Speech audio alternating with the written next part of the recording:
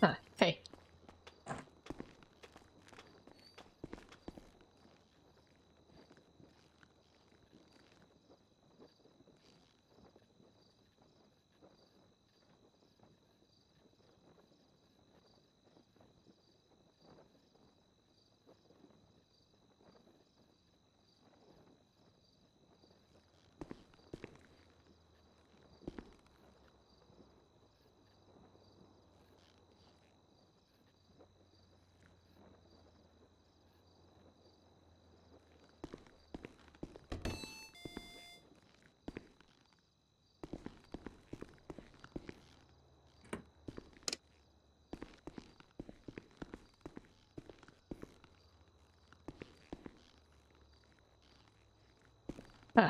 Hey, how's it going? You can go ahead and get changed. Yeah, all right. Do that now. So, yeah, just get your stuff ready.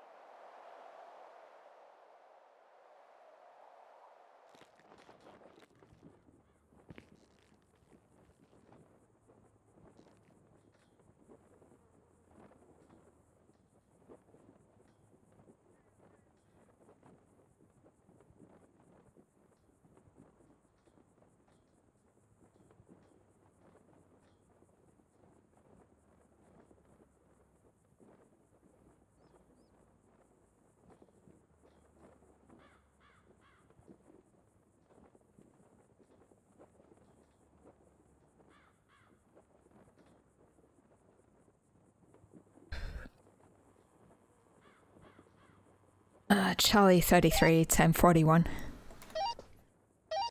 Welcome aboard.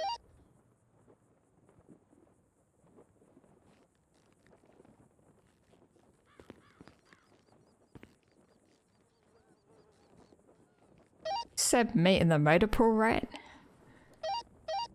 10-4, where all the DOC vehicles are. Right. Sorry, is it okay to bring my rental vehicle in there? 10-4, go ahead. Yep, alright.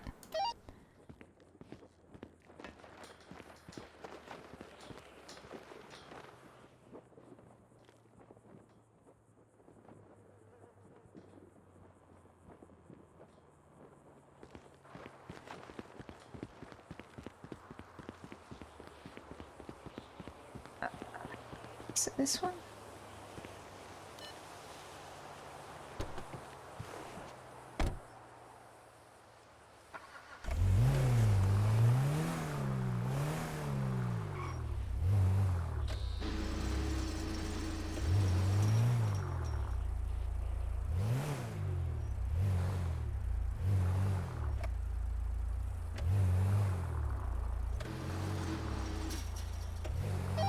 Yeah, for these gates, drive forward, let it close, and then just kind of back up a little bit, and then go ahead and try it again. Yeah, the doors are the gates are very finicky. Okay.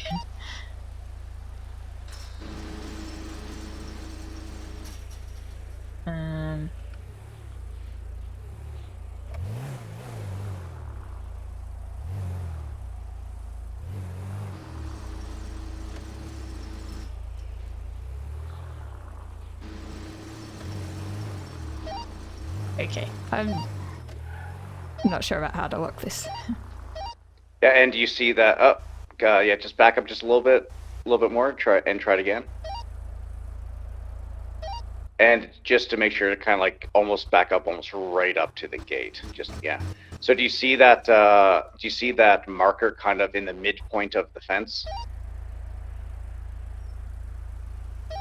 Like if you look where I'm looking, and pretty much like directly above my head, you see that big metal plate. Sorry, not sure what you mean. So look at me. Look above me. Now on the gate itself, do you see that metal plate kind of right in the middle of the whole gate itself? Do you see that?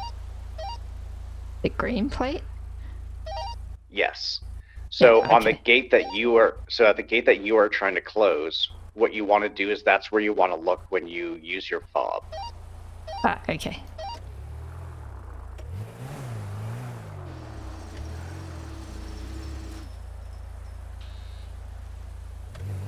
Ah, okay. There you go. Sounded like it. Now just there you go. There you go. Perfect.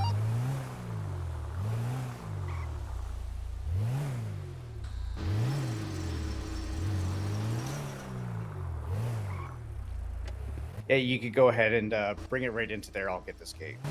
Yeah, alright.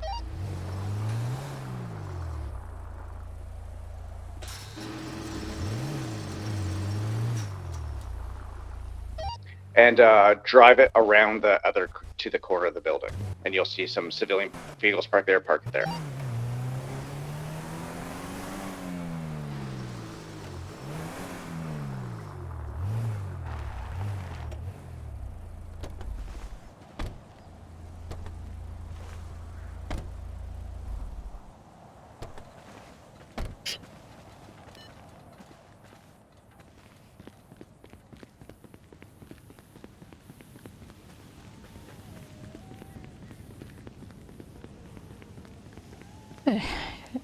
Okay. Alright, that's done.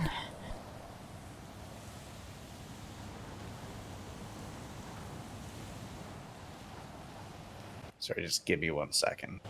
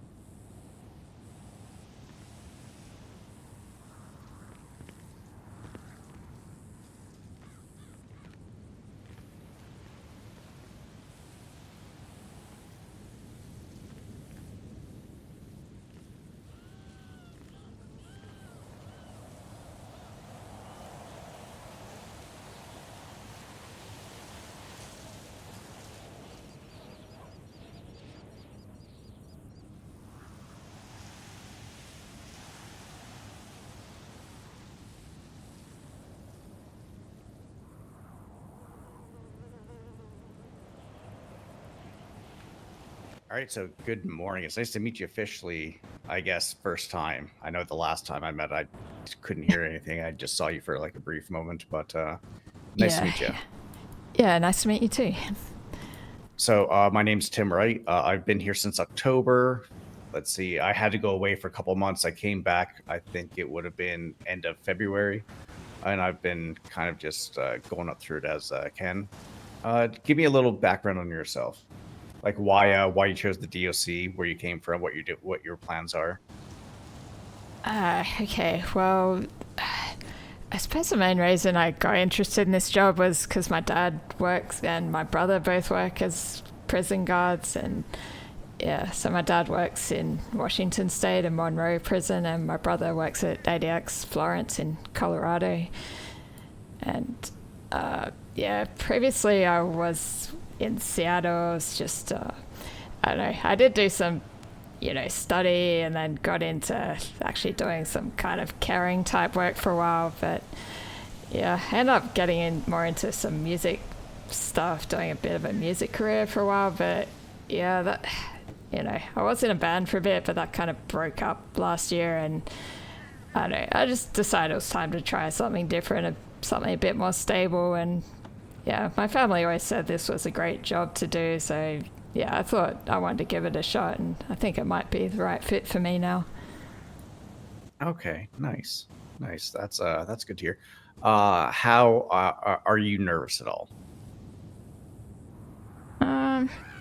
Not particularly, but I mean, there's a lot to learn, so yeah, it's a bit of a learning curve, but yeah, I think I can handle And it. you'll see, especially when I'm doing your FTO sessions, this will very much be at your pace. If there's things that you feel uncomfortable about, we will go back and we will try those again and again and again until you get it down pretty well, until you get a good understanding. If you ever have any questions, do not hesitate to ask. I am a firm believer in when you're doing jobs like this, there's no such thing as a stupid question, because you might ask something that could legitimately be something that maybe other people just haven't thought about, or maybe Okay. just things don't get maybe wow, English is like my training style is I am a chameleon. I will adapt and change to how the people around me are and how they need things to go. So if what I'm saying or what I'm demonstrating is not sticking with you, let me know. Tell me where you are kind of missing or what's kind of going on, and I will change things around to try to make it a little bit easier for yourself. Okay. Yeah, okay, sounds good. All right. First thing I'm going to do is I am going to search you, and I'm going to look at your loadout. Okay. Yep, all right. I should just stand there.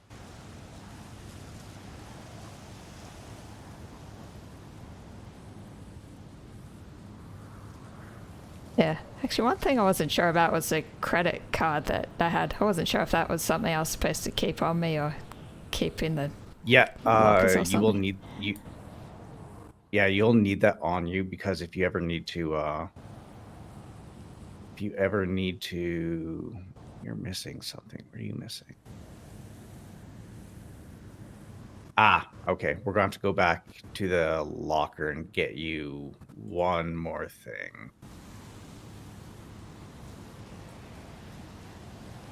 I may have used something during the onboarding, actually. Maybe that's why I'm missing something. Oh, never mind. It's in it was actually, it wasn't in your utility belt. So your evidence bag stuff, you can put that into your utility belt. Ah, okay. Oh yeah, note that it all looks good. Now depending, this is all kind of for yourself, if this is the way you want to do things, like your car keys, your house keys, or anything like that. If there's things that you don't want to get like ripped off of you and have someone run off in case they fucking take you, I would suggest putting that into your locker at the front. Yeah, I hadn't thought of that, to And be honest. yeah, it's one of those things. Like think about because there is definitely going to be a chance that you can be beat down, someone takes something off you, and then possibility of that getting lost is very high. So if there are things that you don't want to like lose, I would always suggest to put that in your locker at the beginning of shift. So if there is anything that you want to put in there, go ahead and go back to your locker and put that in there. Then I will meet you on the other side of that gate there. Yeah. All right. But if you're good though, we can continue.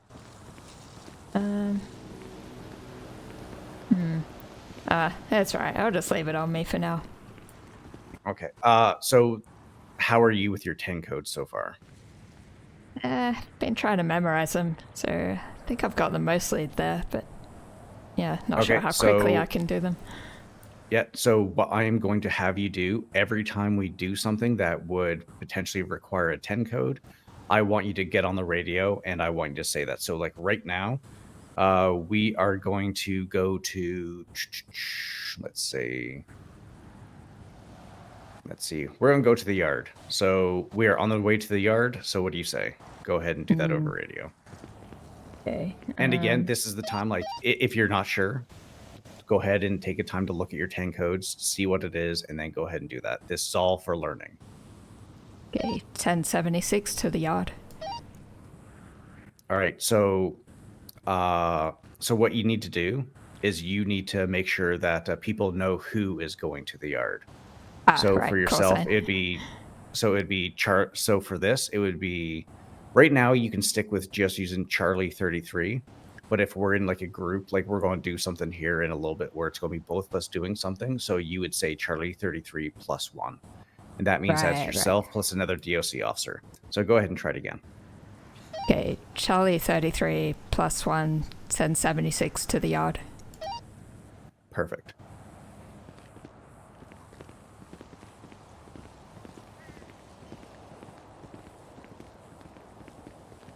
Now, because these gates can definitely be a big pain in the ass, sometime what I like to do is I like to start closing it before it gets fully opened.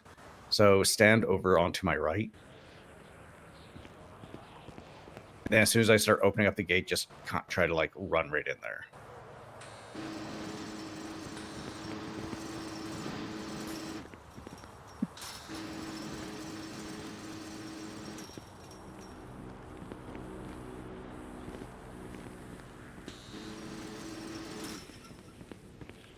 All right, so there are multiple ways to get into the yard. Okay, what ways can you think of right now?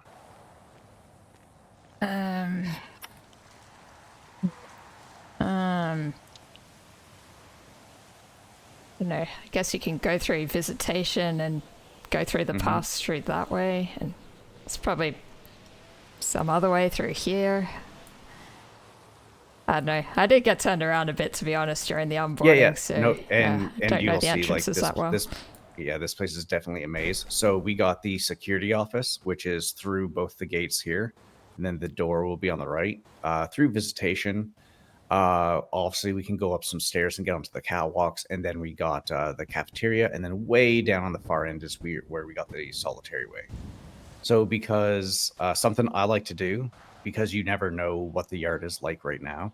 So what we're going to do is we're going to go up to the set of stairs that is just up over here, and we're going to go up onto the catwalks and walk that way just to kind of see what's going on, okay? Yeah, right.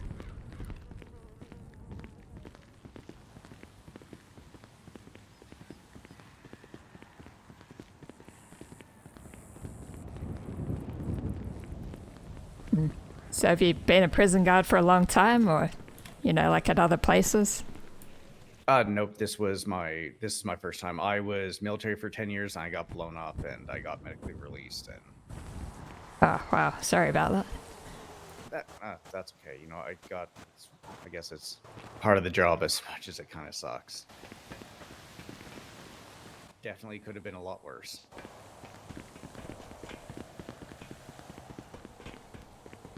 And hey, I ended up meeting my pretty much my dream wife from it. She was actually the trauma surgeon that was taking care of me in Germany. Ah, nice.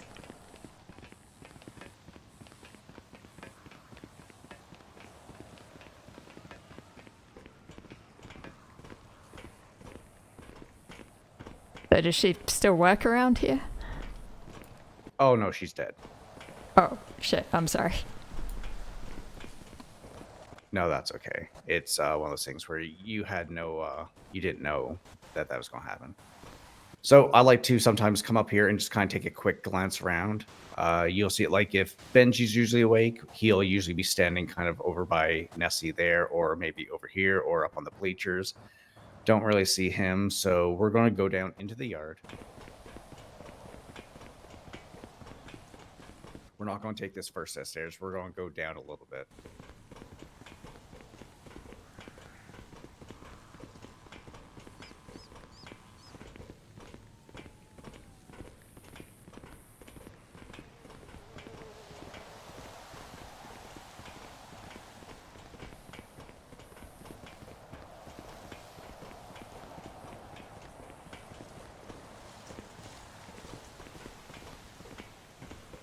I want you to put a call out again. We're going to be going to the scrapyard. So go ahead and... Right, Charlie 33 +1 1076 scrapyard.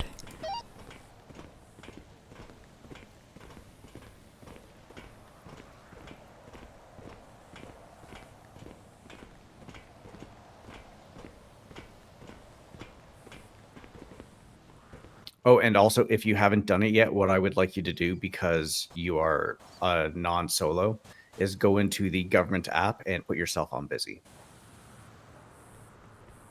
Yes, okay.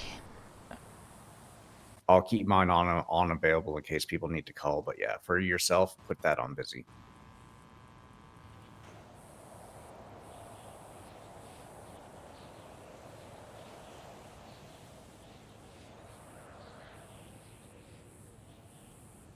Okay, that's done.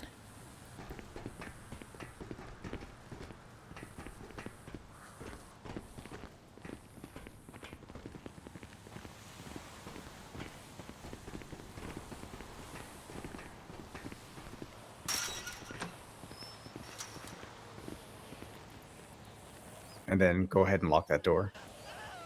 So usually what happens is the people that are in the back end will usually do the locking. That way it's a little bit easier, makes it go a little bit more smoothly. Yeah. And just because of my OCD, I'll probably still check every now and then because don't need someone sneaking past us like that.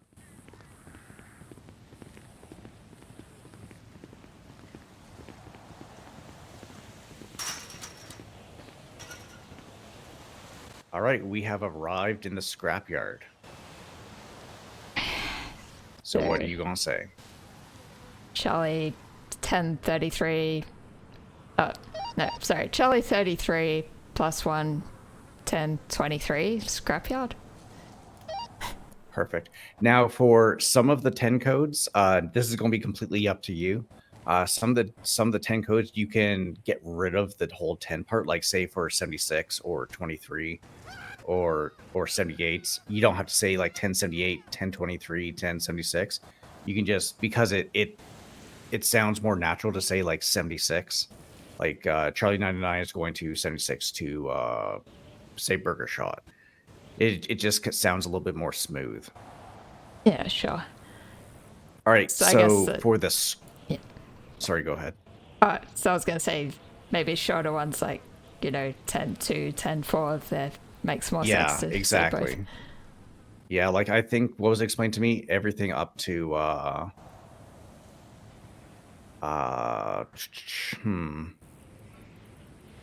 actually, yeah, no. Yeah, exactly those kind of ones. Because, yeah, like 10-6, 10-7, 10-8, like those need the 10, because if you just say 8, that just sounds weird.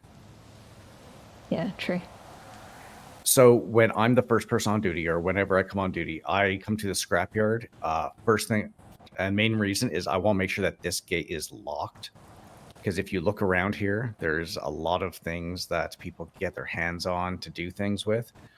In the back of the rusted out van there's a couple barrels in there that people can hide things in. Same with the one barrel over there. The washing machine. Yeah, I think that's a washing machine or dryer. People can put stuff in there. People can also grab bricks, which is how one of the COs was killed a few months ago. So Okay. I always want to make sure that this is locked up nice and tight, just to make sure that it's it's good to go. So what we're going to do is we're going to go ahead and come out here. And then you can go ahead. Yeah, there you go. Perfect. All right. So now what we're going to do is we're going to go to the garden. All right. Charlie 33 plus 1, 76 garden. Perfect. Good to go. See, I'm all about repetition. When I was doing solo, they said, or when I was doing non-solo, they're like, oh, you don't have to say it over radio. But I was like, you know what? For me, I need repetition. Like, repetition is the best way to learn anything. Yeah, I think I'm going to need that too. Mm-hmm. And so even though there's nothing really in there right now, what we're going to do as soon as we arrive here at the gate, we're going to open this up. Yeah, I find it a bit confusing that we're supposed to open one of these areas and one of them's meant to be locked. So it's like garden open, scrapyard closed. Yeah. So we have arrived at the garden. Charlie 33, 23 garden. Oh, plus 1 as well. No, that's fine. That's good. All right. Have you touched anything with the dispatch at all? Like during your onboarding, did they show you how to do anything on the dispatch? Not in any great detail. I think I just got told to set my call sign up and that was it. Okay. So here, let's actually just come over here. I just want to be able to kind of see around.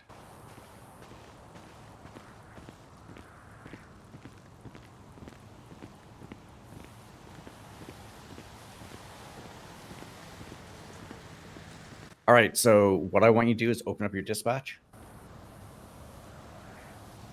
All right. And if you look over on the lower left-hand side, you'll see all the radio channels. Yeah, I see that.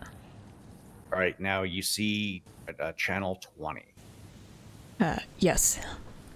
What I want you to do is I want you to click on that. And it should bring up a little thing where you can change something. What I want you to do is I want you to put Department of Corrections.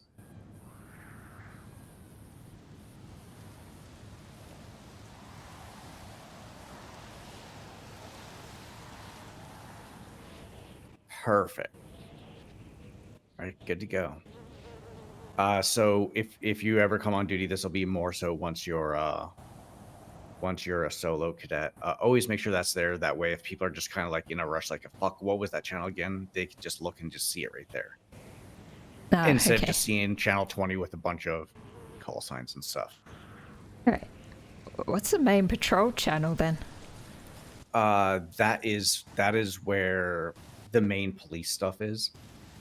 And then you'll see like channel 37. That's for the Del Perro Police Department. You'll see like Rangers, Grapeseed, all those people. They'll have their own kind of secondary channel. All the cops will always be on channel 1, but they'll also be on their own kind of secondary channels kind of thing. Yeah, all right. That is mainly just for their specific kind of thing. Just one second. I'm just going to do so. I'm not going to make you do this yet. I'm going to do this for us.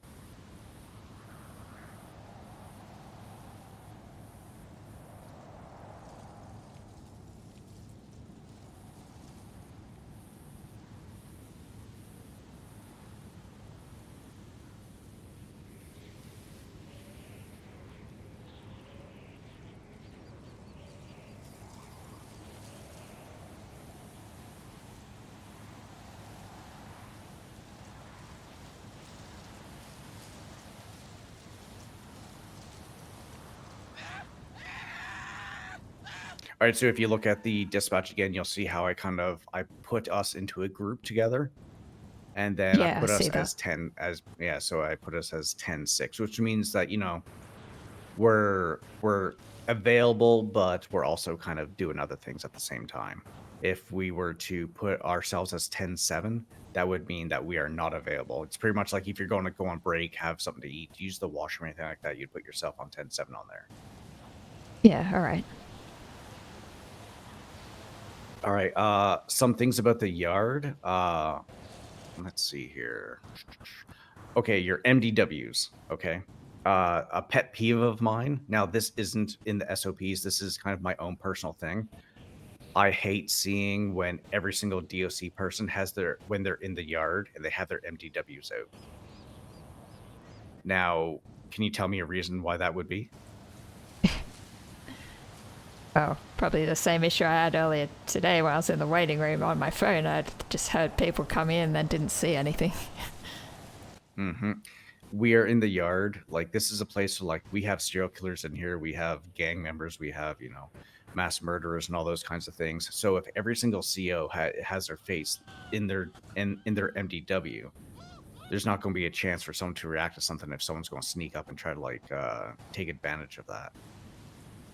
So if you are by yourself and you want to go on your MDW, just go behind one of the gates for the stairwells, or go inside one of the secured rooms. If you're chatting with an inmate, just tell them to meet you over by the stairs. Go to the stairs, make sure it's locked behind you. Get on your MDW. That way you can still kind of chit chat with them, but there's no way that they're going to be able to kind of, take advantage if you hurt you or anything. All right, that makes sense.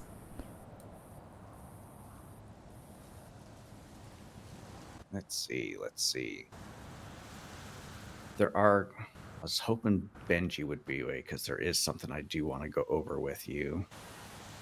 We can still go over it, but first what we're going to do, we're going to go back to the motor pool. Right.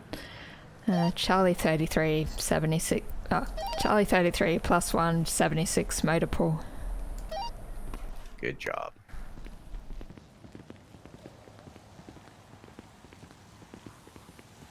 So this time we're going to go through the cafeteria.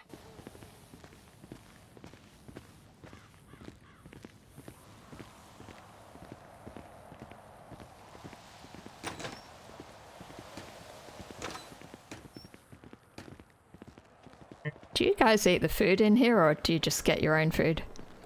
No, and that's actually, we're going to go down to Burger Shot right now. Ernesto, for whatever reason, he does not like to sell to us. It's like, it's inmates, but also at the same time, I really wouldn't want to eat the food here. Yeah. Maybe once there are plans to get the kitchen up and running, where inmates will be able to work in the kitchen and sell food. Or not sell food, but give food.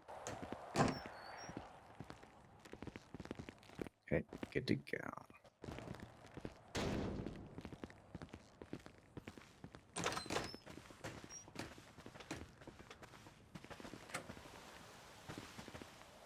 Okay, door's a bit. Yeah, when you lock the doors before they close, always just make sure to do a big wide kind of loop around, and then just make sure that the doors are closed. Yeah, all right. Because inmates will take any advantage that they can.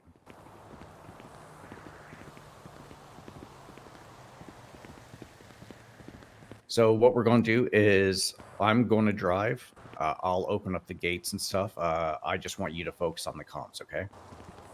All right.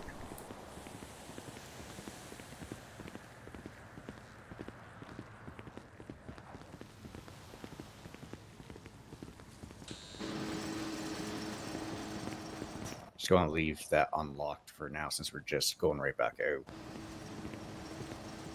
Were you shown how to use the vehicles? I think I just got told not to use certain vehicles. I didn't really get into using them. So for yourself, you will only, I'm in the same boat where we'll only really be using these 4 things right here, plus probably the bus. So what I want you to do is come up to the driver's side door of this vehicle right here. Yep. And I want you to look at it, with your alternative eye and get it prepped for driving. There you go. All right. Oh, also, we just arrived at the motor pool. Yeah. Charlie 33 plus 1, 23 motor pool.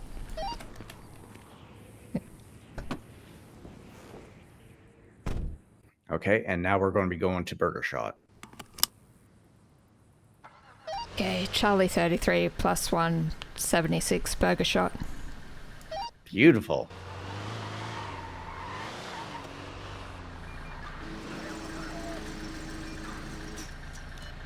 Oh, another thing I will always highly recommend, it's not needed, but I recommend it, is as soon as all your parties are inside the vehicle, lock the doors. Yeah. Because Okay. you will find, I've had it happen to me a couple times, where people will try to jump in the vehicle with you. And that just becomes a whole other situation. Right.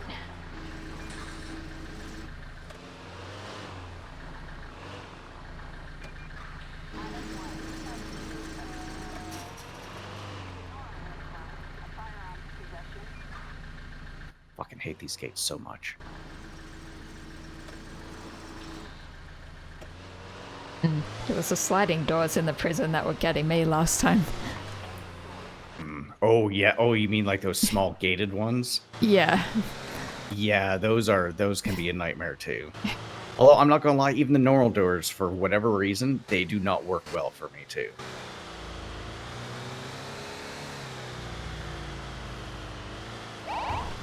So obviously, with department vehicles, we do have lights and sirens and such. If you're going to be going to a duty-related thing, go ahead and toss them on if you need to, like if you're going down to the courthouse or something like that. But if, say, you're just going to get food like we are right now, I mean, you can and people do, but I'm of the mindset of just because we hold positions like this does not mean that we can, do things that other people can't. So if we're just going to get food right now, drive the speed limit, don't have your lights on, just kind of go about normally as if you weren't even on duty. Yeah, alright, sure. Unless, you're one of those people who loves to drive really fast and just go whipping through everything, then don't drive like that. Honestly, I never used to drive around a lot before where I live, so yeah, I tend to take it pretty slow around here. Okay, nice. Yeah, I'm not a big driver myself. I like to either walk or bike most places.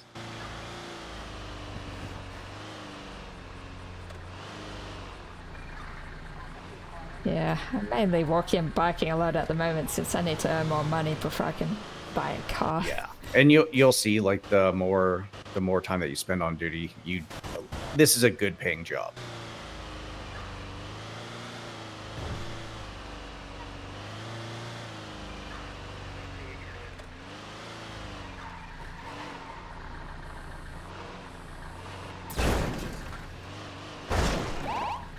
All right, we have arrived. Yep. Right, Charlie 33 plus 1, 23 burger shot. And also, when the vehicle is not inside of our compound and you're getting out of it, even though you know that you probably locked it before, always just check, just to make sure that it is locked, because you don't need someone coming up and... Yeah, sure. Do you need any food at all? I saw that you did have some stuff. Yeah, I bought some food. I should probably eat that now, actually.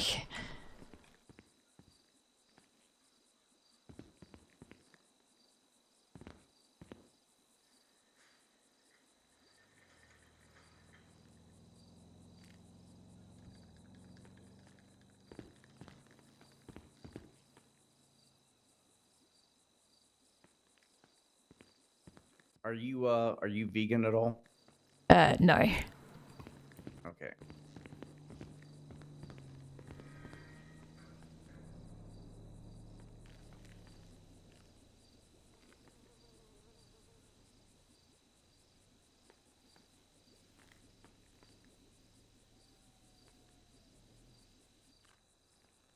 All right, I'm just going to slip some of this into your pockets, just so that you do have some for your ship.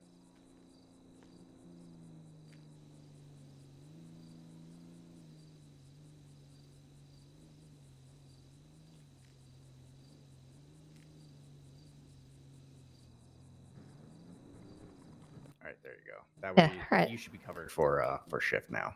Oh, thanks.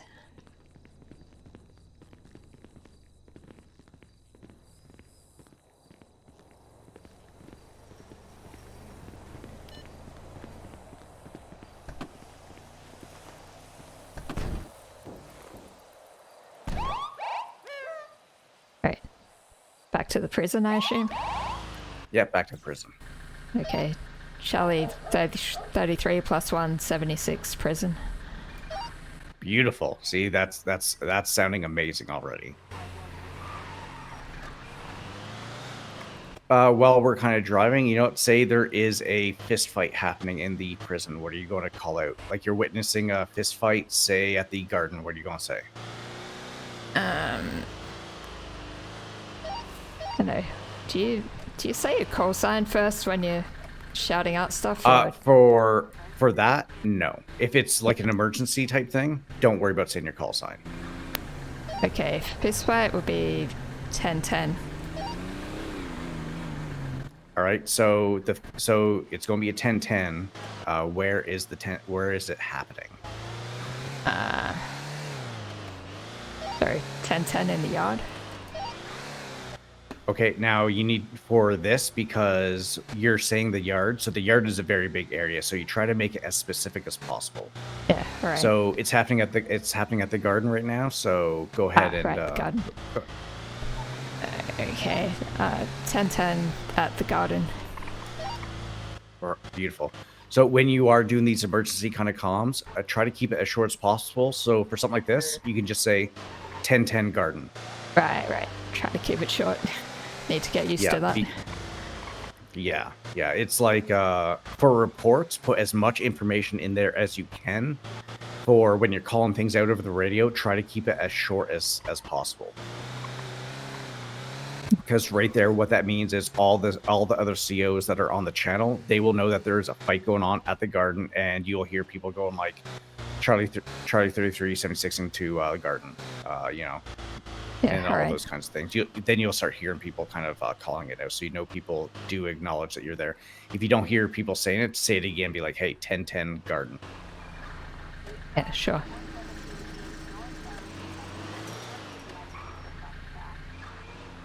Okay.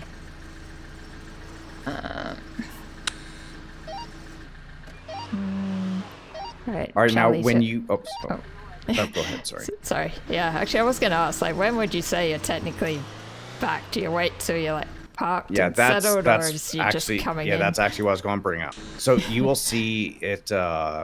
It'll be different depending on who you're with. I'm of the mindset of when you are coming back to a place like, say, the prison, you are not fully back until, say, the vehicle is inside this gate. Because door, I swear to God.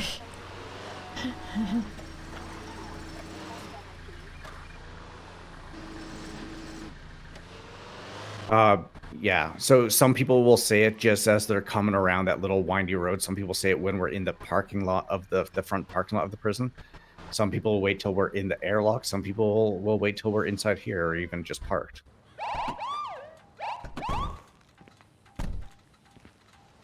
So you can go ahead and say it.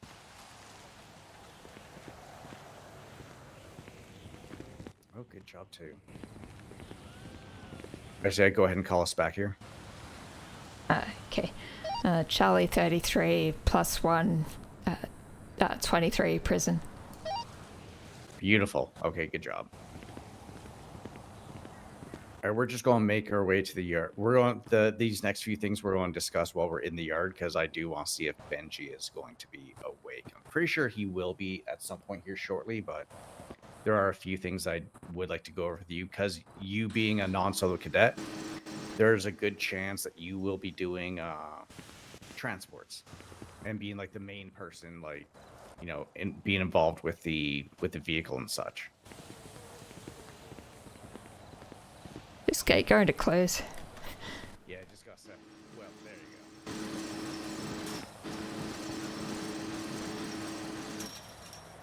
Gate, I swear to God. I swear to God, I'm gonna smash this gate. There we go. All right, which way would you like to go into the yard? I don't know. Through this way, I guess.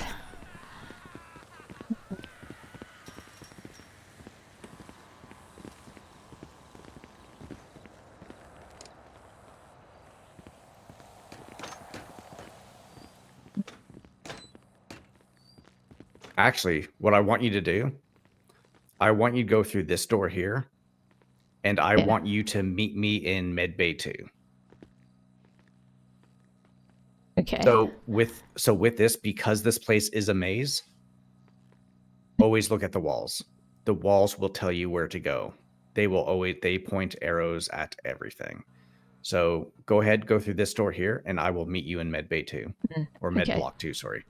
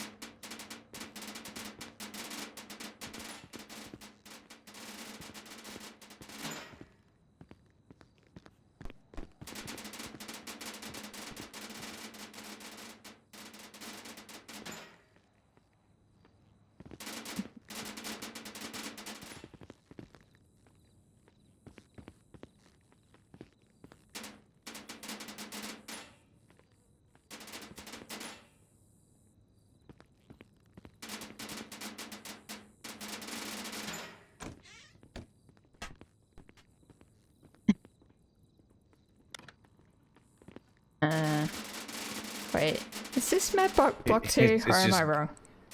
No, you are right. It is right there. Ah, okay. This door is the worst. Yeah. So with regards to the doors, which ones did you lock? Were you locking all doors or? Yes, I did notice there was one unlocked, so maybe So that wasn't meant here, to be locked. Follow me. Fucking swear to God. These fucking doors.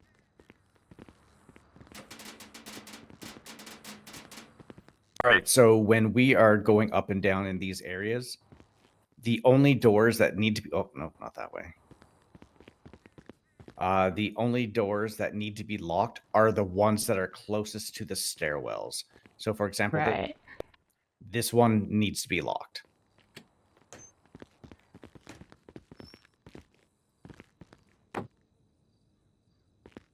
This one needs to be locked.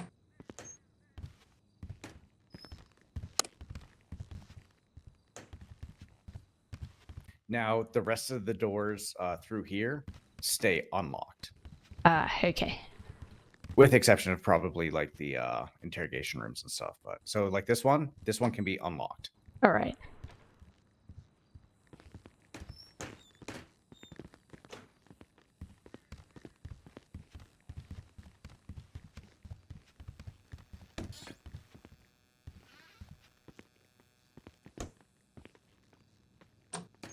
And then then this one can be locked again. So yeah, so that's good.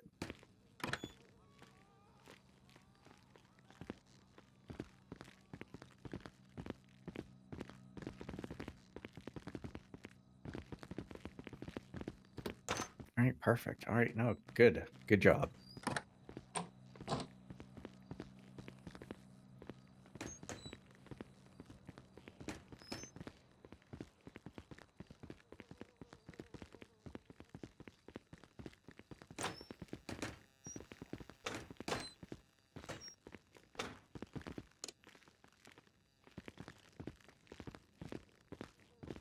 So we're going to go through the security office.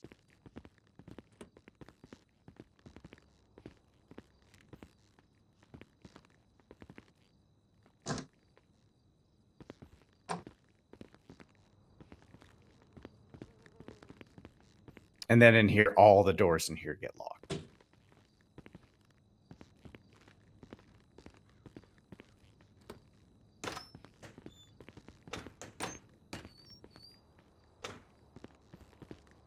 All right, go ahead and take care of that one.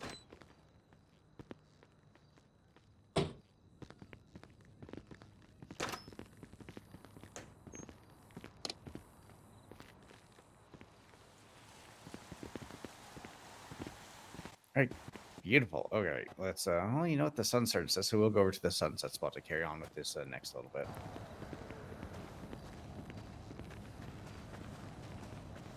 All right, so far right now, how are you feeling?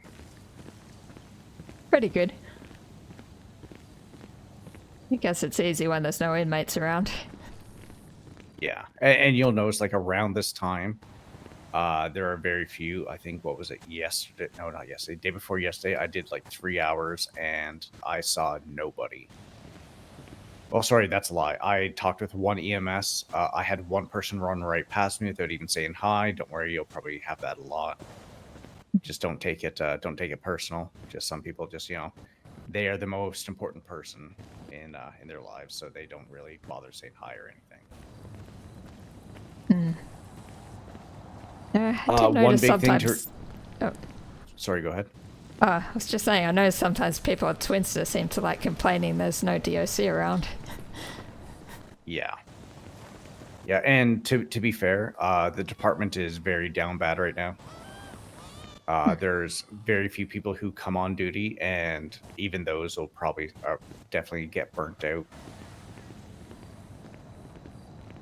Huh. Yeah, that's funny. Yeah, because when I did my interview, Tom said that they had something like 4 new hires in the past week, so I was almost wondering if they were over, flooded with new people. Yeah, there's going to be, so there's this program called SHIELD. So it is going to be, it's going to be a thing where PD hopefuls are potentially going to come here, and they're going to do like a month of doing DOC work, because that will get them a bunch of check-offs for like comms and stuff like that. This is a nice little sunset spot. One of the few spots that the inmates can go to like watch sunsets and stuff like that. But while we're here, what I would like you to do is walk me through the force matrix. Or use of force matrix, sorry. Okay, so there's 5 levels of the force matrix. Mm-hmm. And what I want you to do, just kind of explain it to me in your own words. Okay, level 1 would be officer presence, so just being visible and around can have an impact on people's behavior, maybe make them think twice about doing something. Level 2. Okay, so give me a scenario with level 1. Give me a scenario of something happening, and then how that would work. Okay, maybe there's a couple of mates that are getting into a bit of a heated verbal argument. They're starting to get a bit irritated. They might want to start making it physical, but then they see there's a few DOC around or coming into the yard. They might make them think twice about starting something. Okay, good. All right, go ahead and move on to level 2. Okay, level 2, I believe that was verbal commands. So, it could be, say, if someone's picked up a brick, for example, looks like they're going to throw it, you can be like, hey, don't do that, drop it, and hopefully they would comply with that. Or you can make it further more specific and be like, drop that brick or you're going to get tased. Okay, and level 3. Right, level 3, that's what's the phrasing for it? Something like open hand or Closed fist. or fist, closed fist. Yes, that's right. So I think that would be, like mainly tackling or trying to or physically restraining people, like using cuffs. I mean, in some situations you might need to use, fists or kicking if they're, resisting potentially. Mm-hmm. And you can't really get your hands on, say, other things. Yeah. All right, next. Then it's less lethal, which would be... What does less lethal mean to you? Less lethal means that it's using some tool or weapon which isn't... It's not supposed to be lethal, but it could be in certain circumstances. The idea is it's going to be less harmful than something that's supposed to be lethal. Like a taser is meant to just, incapacitate or stop someone. It's not meant to, kill them, ideally. Yeah, and what do we have that is less lethal? I believe it'll be tasers and flashlight. Okay, what else? Baton as well. Okay, and there's one more. I don't know if you would have seen it yet, but there is one more that higher ranks will usually have. Right. Yeah, isn't there shotguns with something like rubber bullets or something? Yeah, beanbag shotguns. Right. All right. What would be a scenario that you would use less lethal? If somebody has a weapon and is coming at you, then you would use I guess depending on what you have on you. You would normally be using a less lethal in that situation. Okay, and what is number 5?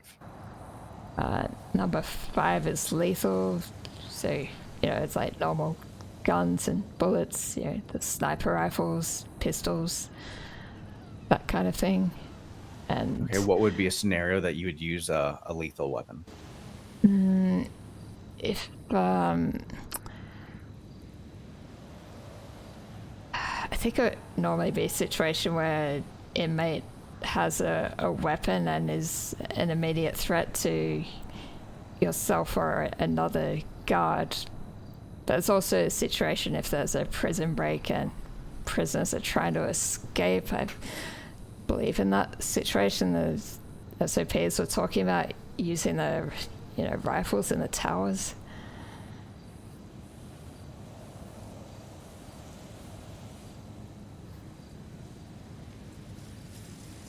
Okay, and what's how about level 6? Oh, that was just 5 levels. There is. I was just seeing if you would try to come up with something. Right. Okay. Level 6 is Now. helicopter. Now, when you're trying to decide on which level to go through, do you have to go through 1, through 2, through 3, through 4, then through 5? Do you have to follow that in every single scenario? If you're going to be using lethal, do you have to go through all the other ones first? No, it's I feel like normally in a lethal situation it would be something which is pretty obvious that needs a lethal response to it. Yeah, because it's and to be fair, sometimes I think the one that will usually be used, I'm going to say probably the least, would probably be level 3. Because usually if you do need to start getting into fisticuffs with someone, there's a good chance you're probably going to be going for your taser or something like that. Now there are definitely some situations if someone is it's going to be one of those read the room kind of situations, because there will be times when say someone's going just kind of tackling people. That's probably where you go up and go through your levels and then probably start tackling back in that. But if it escalates from there, then you can kind of escalate. So that one is more kind of, in my mind, just kind of like a read the room, kind of see what's actually kind of happening right now. If someone has malicious intent, or if it's people kind of fucking around. Yeah, right. Now, in your own mind, for the less lethal, which one would you go to first, and why? I'd go Or for I guess what would be your main? What would be your main? Sorry. I would lean towards a taser because you can have some distance from the inmate and it's, less likely to. I believe it'll be less likely to cause a serious ongoing injury than, say using some kind of blunt force thing. Good. No, that's a great answer. That's actually exactly what I was looking for. Because yeah, if you're using a baton or a flashlight, that is a very solid object. And if you hit someone in the head with that, you can knock them out. You can cause some brain damage. If you hit them in the arms, you never know, you might break bone. With a taser, like yes, it's electricity, but it's just going to immobilize someone right there. And then the injury that can come from that is them falling over or hitting their head or something like that as on their way down. But to me, the taser is usually, and also the distance thing, great fucking answer. Hey, speaking of tasers, did you get tased during your training or was that just some bullshit I got put through? Oh no, everyone. So the reason that you get tased for that, after you got tased, did they have you pull out your camera and your flashlight and all that? Yeah. That way you can see the cartridges and. Just seems like an excuse to tase people, to be honest. I mean, not gonna lie, that's true too, and everyone should know what it feels like to be tased, because when you're going to be doing this to someone, it's like, yeah, this is what it feels like. So kind of use it appropriately.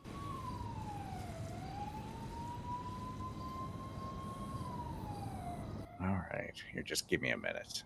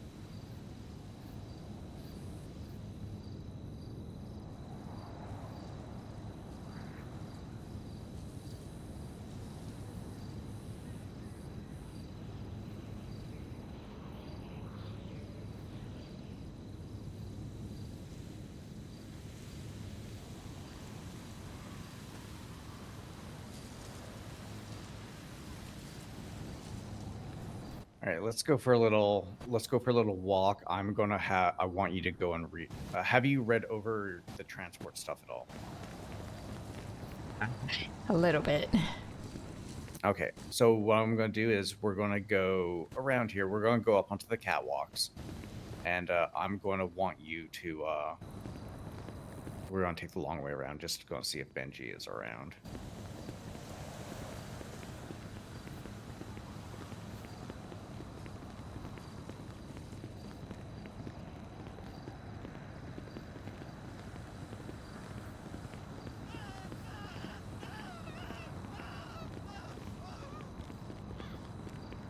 Or actually, while we're walking, what do you know about transports?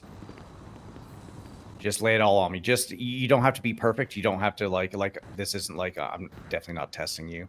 It's more just go through. I just want to see where you're at with it. Okay, I think the radio code was 1091 for transport.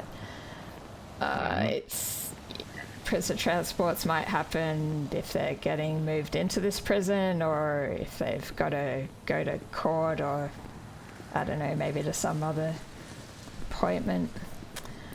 I don't know, there was something in the procedures about needing to check if the prisoner is awake and ready to go and I don't know, I can't remember a lot of the details, to be honest. Yeah, no, that's okay. And we'll go up this one here.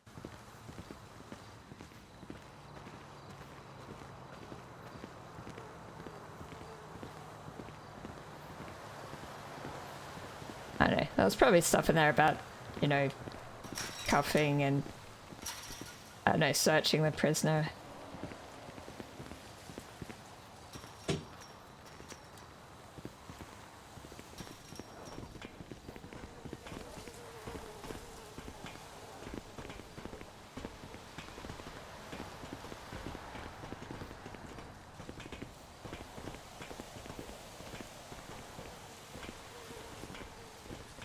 All right, so go ahead and take out your MDW, and I want you to go ahead and look over the prison transport stuff. I'm just going to be on my MDW, just kind of working on a couple things. All right.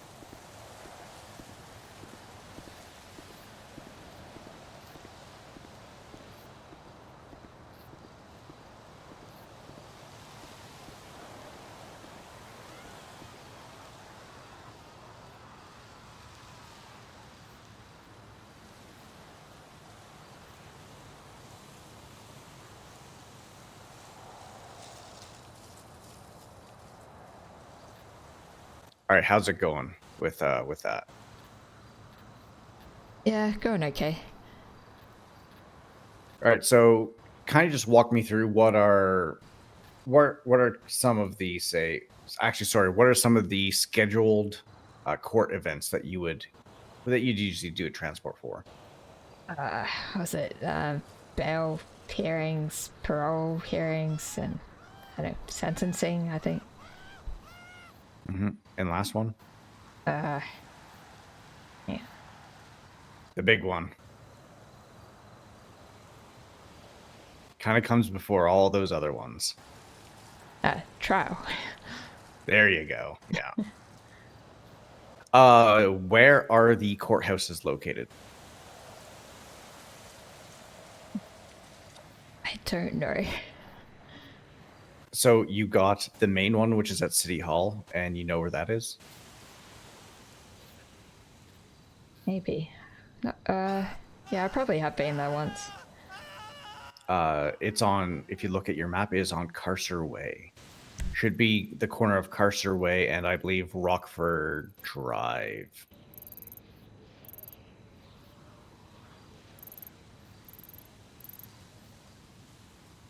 Pretty much, if you look at your map and you see where the taxi things are, there's the one that's kind of on that weird looking shaped building. That's where the main courthouse is. That's right. Yeah, and the other one is located at the DMV. And I'm guessing you know where the DMV is. You got all your driver's licenses and stuff. That's the second one. Parole. Where does the parole thing happen? Isn't there a parole area in the prison? Is there? Where is it? Show me.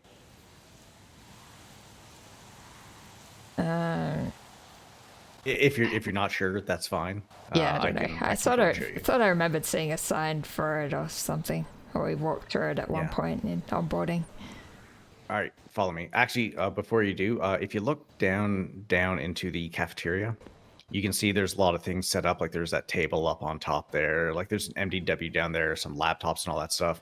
The reason for that is because they used to hold some court sessions here. Right. They kind of stopped that because I guess a lawyer brought a gun into the prison and ended up shooting a judge or something like that. Okay. Yeah. Weird. All right, here, follow me.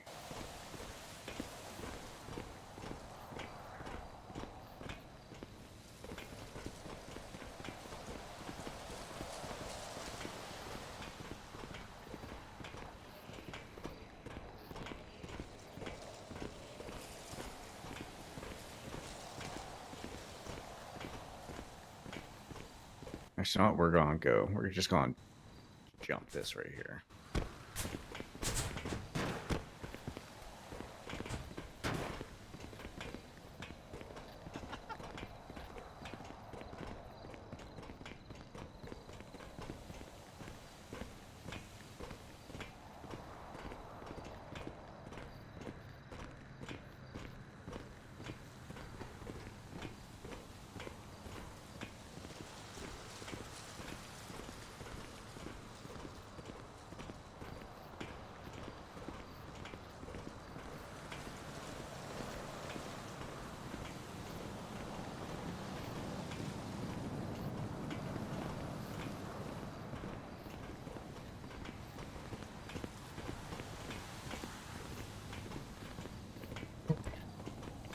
With the transport stuff, it was talking about having like PD on radio.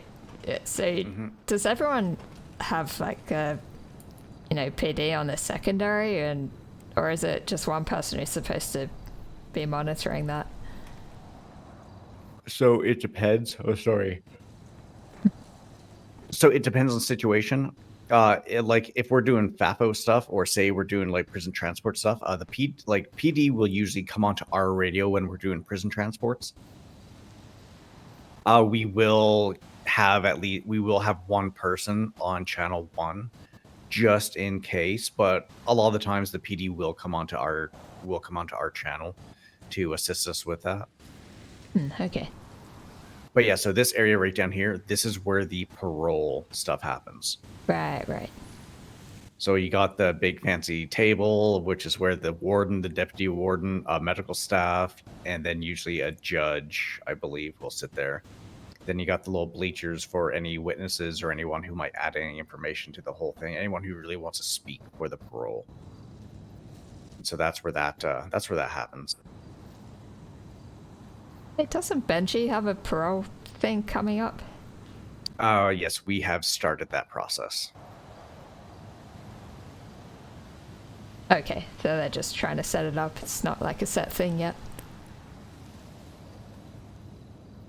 Yeah, like Lucas is his parole officer. I'm going to be assisting with that, and then yeah, we'll be working with you. Hopefully, we can get it done soonish. Now let's go back over to the South Yard, South Yard, and we'll go over some more of the prison transport stuff. Then we're going to go for a quick little break, and then we're going to do a little practice.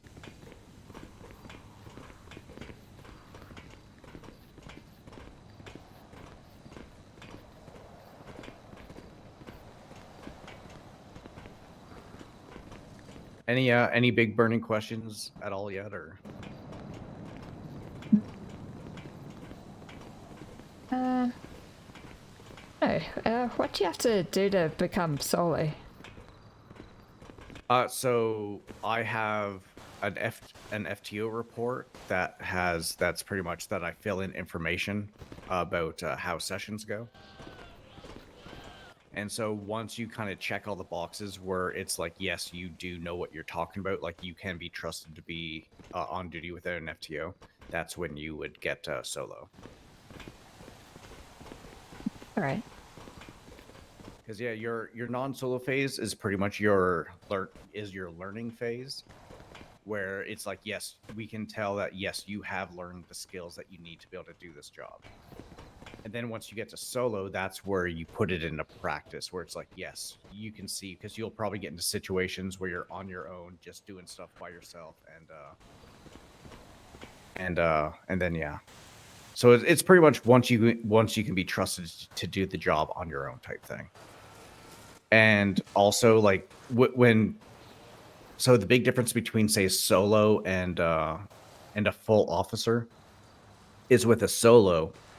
That's where you are expected to make mistakes. That's where you're gonna fuck up from time to time.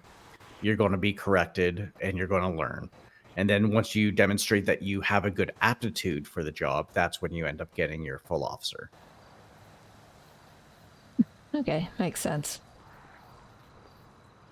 Okay, so continuing on with the prison transport stuff. Walk me through the prisoner management stuff. Like, if we're going to take someone from here to somewhere else, what do you do? Okay, first you gotta check the prisoners ready to go. You gotta communicate with PD, let them know what's going on, see if they can assist. Mm-hmm. When it's ready to go, you soft cuff the prisoner. Can't remember if it explicitly said to search them, but I assume that's part of it, and then take them to motor pool.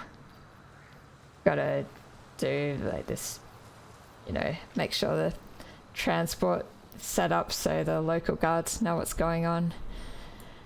Okay, and how would you go about doing that? Like, what information would you put into the system? It's say transport and the prisoner's state ID. Okay. And, all right, next. Then there's like a person in charge. Make sure someone's running the transport and they've set up like a dispatch card. Say what's happening. Put the details in for that. Okay, I'm going to stop you right there for a quick sec. Do you know what that means? I guess I've seen it done. I don't remember if I've actually set something up myself like that. Yeah, you probably won't set something up like that for yourself. I'm not going to get you to do that right now, but just for your own kind of peace of mind, open up your dispatch. Oops. Oh no, not your MDW, Not that just your one. dispatch. Yeah, yeah. And then your top left corner, you see how it says like create call and all that? Yes. So you're going to create a call, and you can go ahead and hit that button. Okay. All right, and then you'll see in the thing that opens up, you'll have call type, description, and then priority. Okay. Right.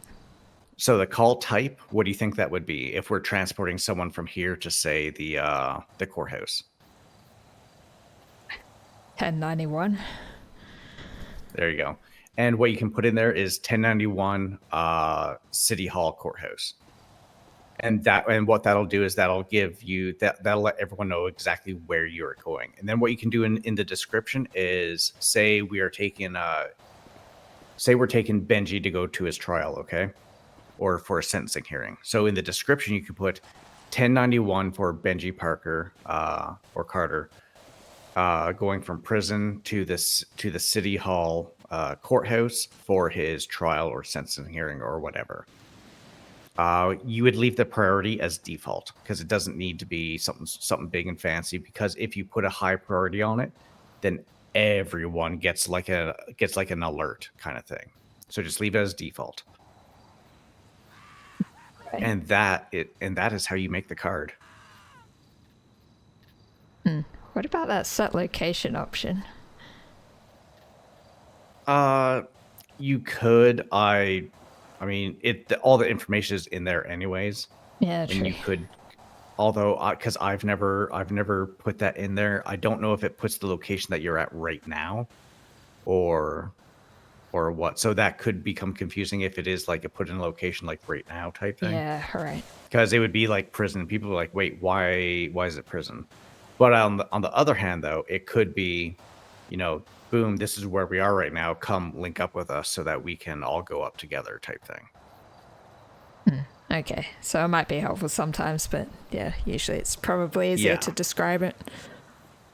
Yeah, and there are some other things on the MDW with regards to transports, but I'm not going to touch on that right now with you. Because even though I am throwing a lot of information on you, I don't want to completely overload you and give you a lot. And we're going to do a quick little lap up top here, just see if anyone's around. If not, then what we're going to do, we're going to go for like a little 10-minute break, and then we're going to do kind of like a practice transport type thing, okay? All right. And we're going to walk pretty much from step 1 to the end. Yeah, sounds good. All right, follow me.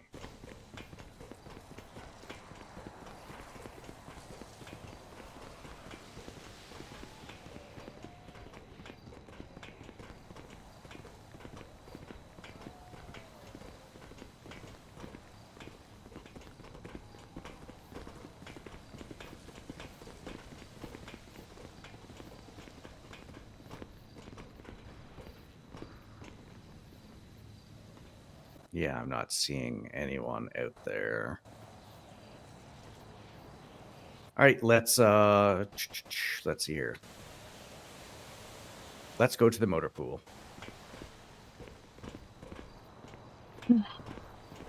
Yeah, Charlie 33 plus 1, 76 motor pool.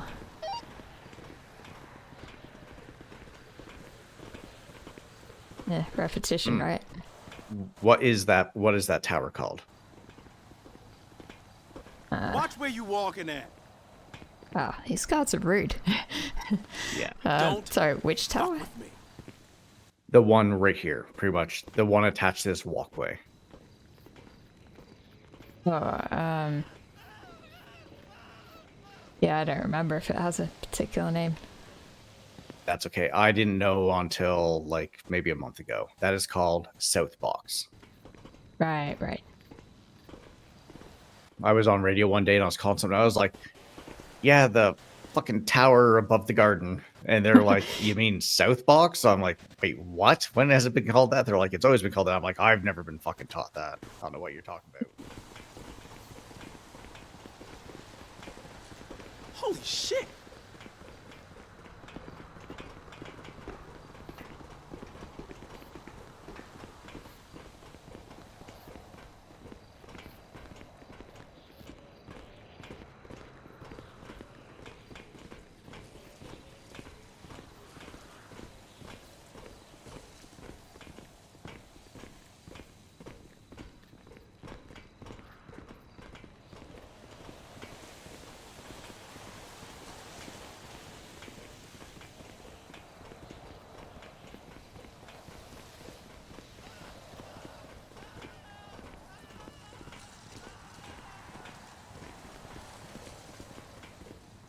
Oh, sorry. There's also a courthouse up in Paleto.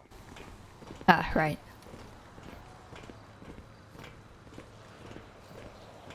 Hey, that reminds me. I've got an apartment in the city at the moment, but I didn't know if there was any better accommodation, like closer to the prison. There are some motels and stuff, but they rarely have vacancies. Ah, right.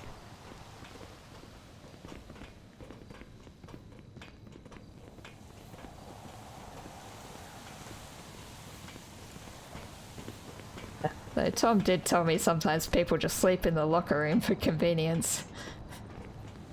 Yeah. I definitely have never done that, ever.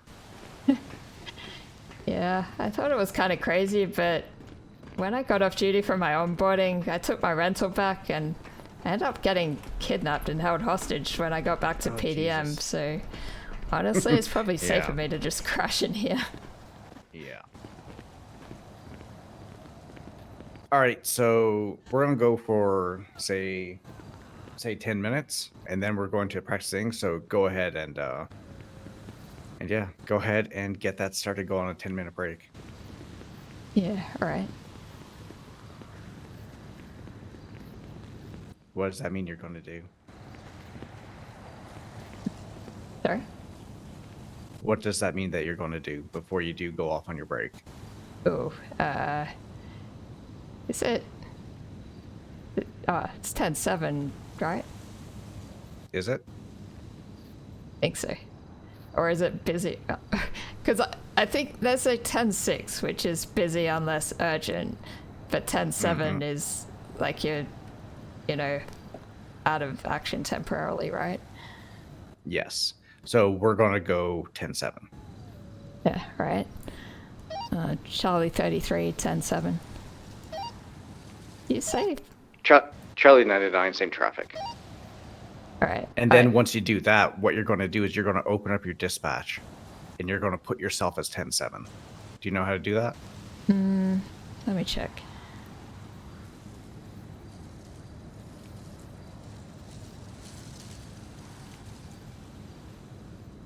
Ooh, actually, you might not be able to. Yeah, it's... Yeah, there. So I put us both as 10-7. Well, what I will get you to do when we come back is I will get you to put us back to 10-6 once we're back from break. Okay. Yeah, alright. All right. I'll see you in about 10 minutes. Yeah, Sure. just meet me pretty much by the transport vehicles. Yeah, alright.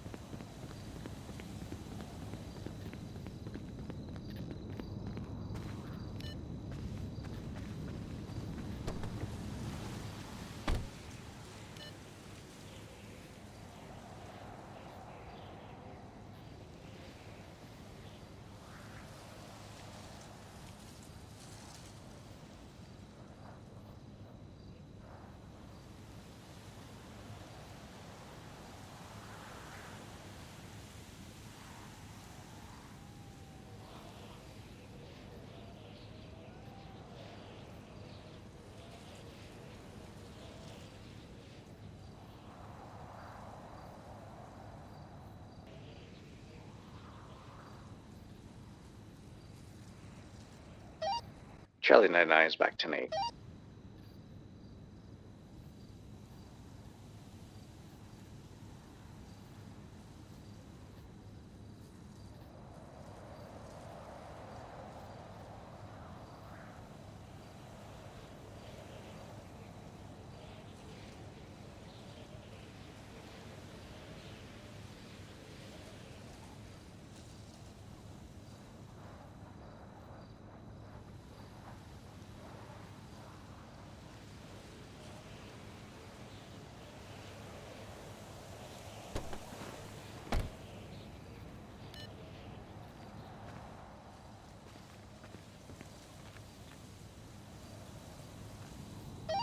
Charlie 33, back 10-8. 10-4. 25 with me in the, oh, there you are.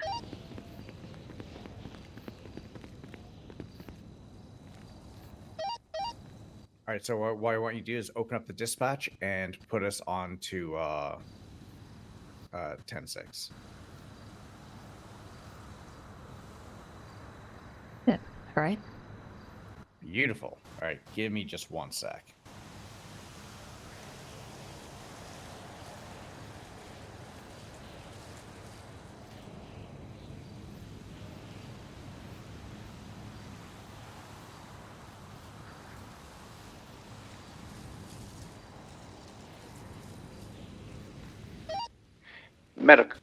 Medical from DOC.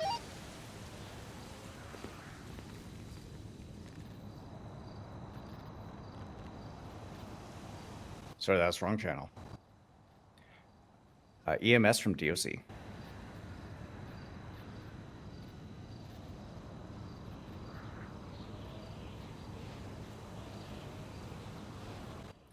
Oh no, I was simply just going to say, thank you guys for what you do. You guys are always overlooked. I just want to say thank you. You guys are amazing. Take care. Bye. Sometimes it's, people like to hear stuff like that just because there are certain things. So the DOC, EMS, and the vets usually kind of get the raw end of the deal a lot of the times. So sometimes it's nice just to, just like, hey, how's it going? Just want to let you guys know you guys are amazing. And it just, it just makes people stay. Okay. Do they do the same back to you? It doesn't happen usually, but I've gotten to know some of the EMS pretty well, and sometimes they will, they'll say it back usually, but they won't. Not a lot of people will initiate it. I think so many people are so worried about their own stuff all the time. It's something hard to get used to. All right, so what we're going to do right now, we're going to do a little practice with a transport. Now, we're not going to do the full-on transport. We're not going to drive somewhere. We're going to do everything pretty much here in the prison itself. And just to kind of let you see kind of how it does, because there are some things, like I know in the SOPs, like it says to bring the inmate here. We don't bring the inmate here. Right. All right, so if you look at your MDW, what's the first step to what's the first step? Verify that the prisoner is awake and prepared to go.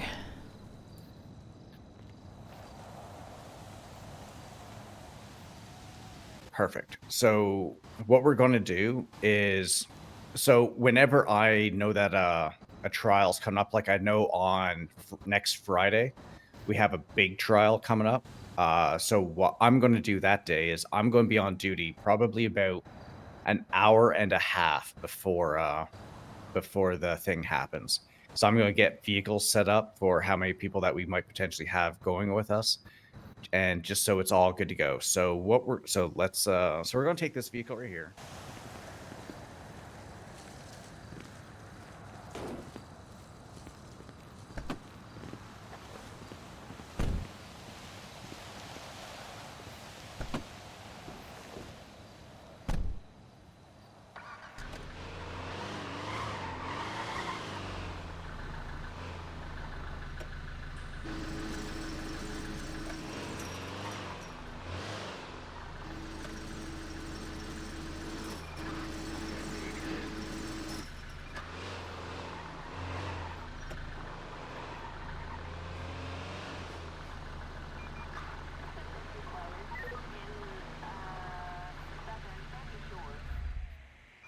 So this is where we will usually stage the vehicles, because when we go and grab the inmate, we will usually bring them through the cafeteria because it is the least amount of doors and it's very kind of easy to do. So the first step, like you said, is going to be to go and make sure that the inmate is awake.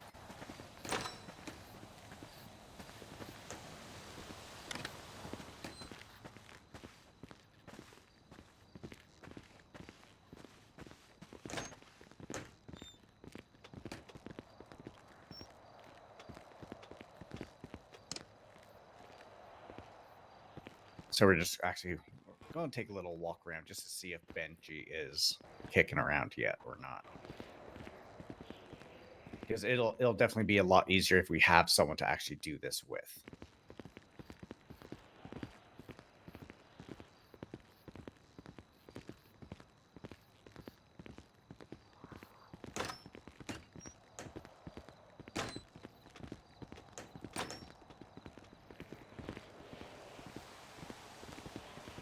Yeah, no. So we would always go and looking around.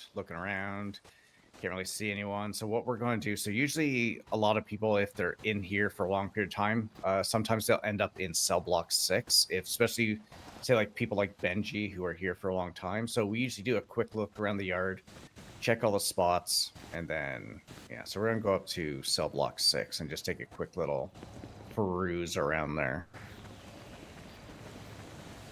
Have you looked inside Sure. cell block 6 yet? Yeah, I did get shown around during onboarding. Yeah, we're just going to go up here because I want to see you do something.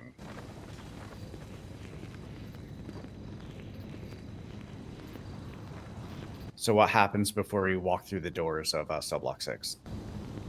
Yeah, you're supposed to go on radio to let people know that you're going in. All right, go for it. So, I can't remember the exact wording that Tom used, but I don't know. All right. What Charlie, makes sense? Yeah, Charlie 33 plus 1 entering cell block 6. Perfect. Good job.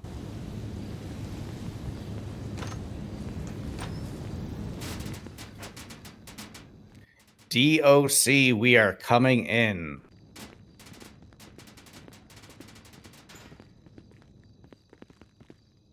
So here we'd obviously go and we look around for people to see if the person we are looking for is here. Oh, I have not seen her around in a while. All right, now say we find said person here, okay? It's like, yes, they are awake. We are good to go. They are awake and good to go. It's like, we would go and we'd tell them, it's like, hey, just so I'm sure you're aware, but your trial is going to be happening in about an hour and a half. We will come back and let you know when you can get changed. That'll be about, say, 15 minutes before we depart. And so they'll be like, yeah, good to go. And then we'd be like, hey, do you need anything? Make sure you get food before you do end up leaving. And then what we'll do, they'll be like, yeah, okay, good to go. What is the next step? Let me see. Yeah, contact PD to ensure that officers will be assisting with transport. Mm-hmm. So is that done over radio or?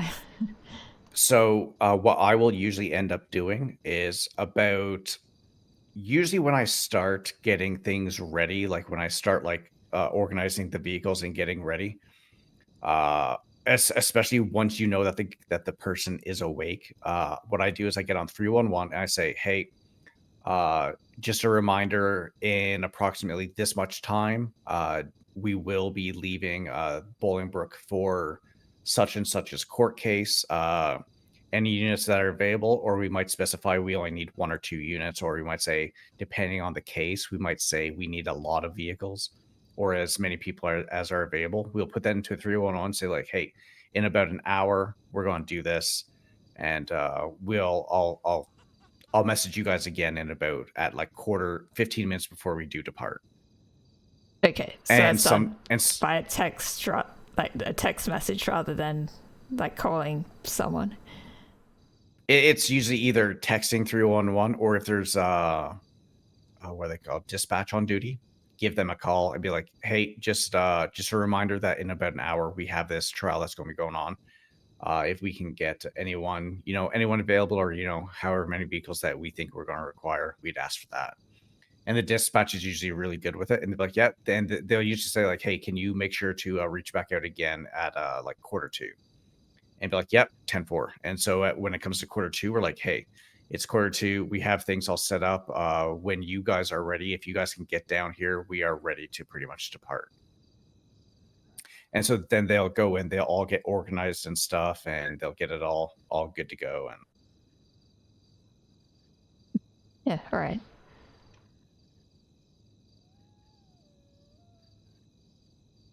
All right, so as the cops are about to, you know, show up here, I guess this part here would be probably before the cops would get here. So we're talking with, we'll just say Benji. So we got Benji and we told him, like, hey, we're getting ready to go. It's time for you to go get changed. So then we're going to leave. So let's go ahead and leave.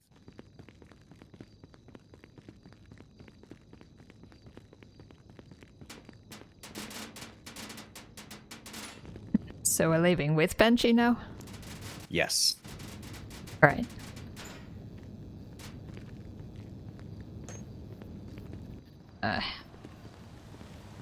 We radio for it leaving the cell block too, right? Or not? Okay. Yes, yes. Alright, Charlie 33 +1 exiting cell block 6.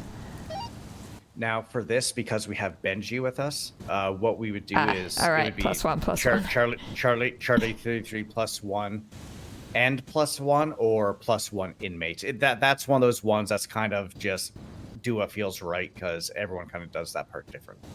Okay, sure. And there's no real firm thing. So yeah, so it'd be Charlie 33 +1 +1 or +1 inmate, leaving cell block 6. And the reason that we're doing that is because they know, okay, we are no longer in cell block 6. So if something happens, they don't need to come running this way. So yeah, all right. Benji has run off. He's got to go get changed.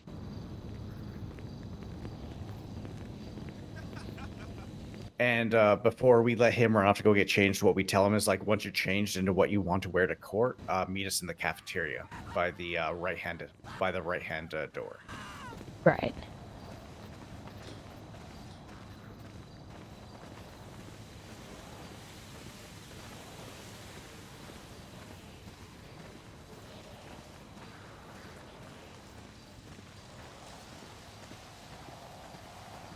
Have you done a lot of transports here yet? Yes, I have. Are they usually Now, pretty this- straightforward?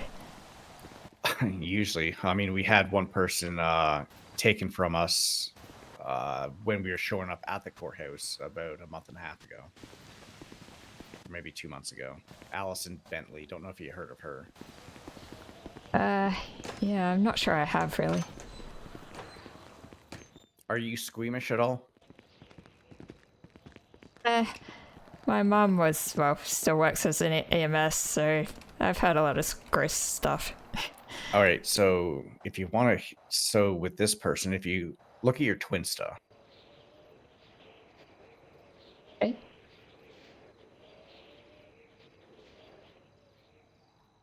and in the search bar, type in Jasper.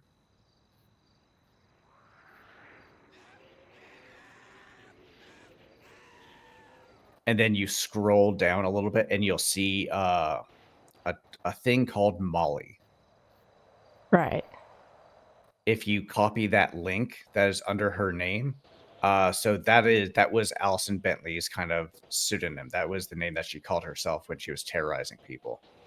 So in there, it'll bring you to her. I think it's called like a master cloud. It's like what she used to record a lot of things. So be very warned when you go in there and you see all those audio files. They are extremely gruesome. So just be careful if you do listen to those. But that was the person that was taken from us when we were bringing her to her sentencing hearing. Huh, okay. So is she still missing then? Yes. Okay, good to know. Yeah. All right. So at this point here, so Benji has come up. He's all done. Something that we won't go through right now, because this is just going to be the first little walkthrough, talk through. So pretty much what's happening while we're kind of doing this is there's one person who is in charge of getting lethals. So what that means is there's someone that's gathering the lethal weapons for all of us and is waiting for us out there. Remember, we never bring lethals inside here unless it's for a situation. We do not carry them if we're just doing transport. So if you have to go back and forth between here, while we're getting ready for a transport, make sure that your lethal is handed off to somebody else. Okay? Okay. That's a very important thing. So, Benji gets here. Pretend I'm Benji. Go ahead and walk me through what you would do before we would leave this room. And actually do it. Okay. Right. Yeah, I guess I'd... Yeah, Benji, yeah, I'm gonna have to search you before we head off. So... Now, with searching and those kinds of things. Now, with someone like Benji is very cordial. He's nice. He's very cooperative with us. But when you are going to be searching people for things, especially before going into some rooms and stuff like that, if they feel like they might be a bit combative, I always, if you're going to have to handcuff them anyways, handcuff them first. Yeah, that makes sense. Right. And for something like this, a soft cuff is fine. So go ahead and soft cuff me. Okay. Right. Benji, I'm just gonna put you in soft cuffs now. Good work. Okay, good. And then you can go ahead and search. Okay, and yeah, I'm going to have to search you now, so doing that.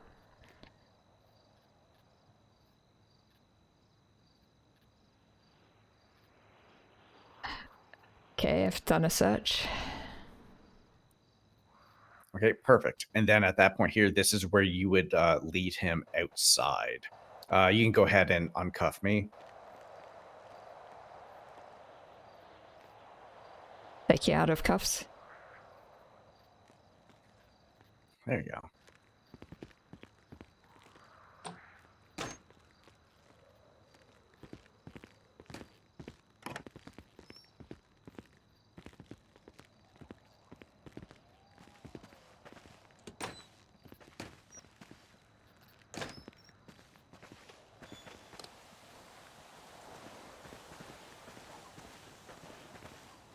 All right, and this is where you bring them up here. Now, before you put them into the vehicle, what are you going to do?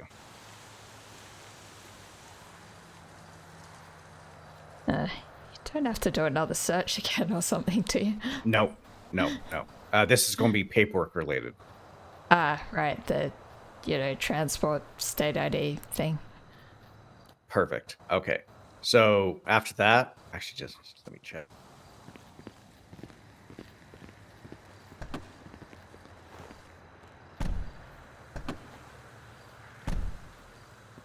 All right, so from here, so you have filled out his paperwork. He has been searched. He is still in soft cuffs. So now what you're going to do is you're going to need to put him into the back of the vehicle. Okay, so what you're going to do is you are going to, oh God, what's the word? Pretty much, you're going to escort me. Right, escort. Yeah. So yeah, so you can go ahead and do that with myself. There you go, and then go ahead and put me into the back.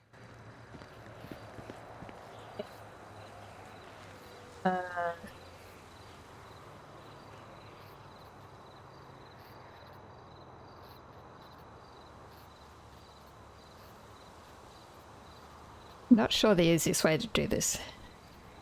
You should look at the back of the vehicle. Okay. I was looking in the wrong spot. I think you might have to escort me again. Yeah.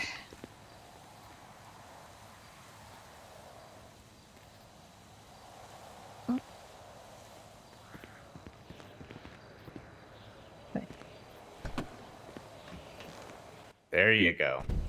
All right, now take me out of the vehicle.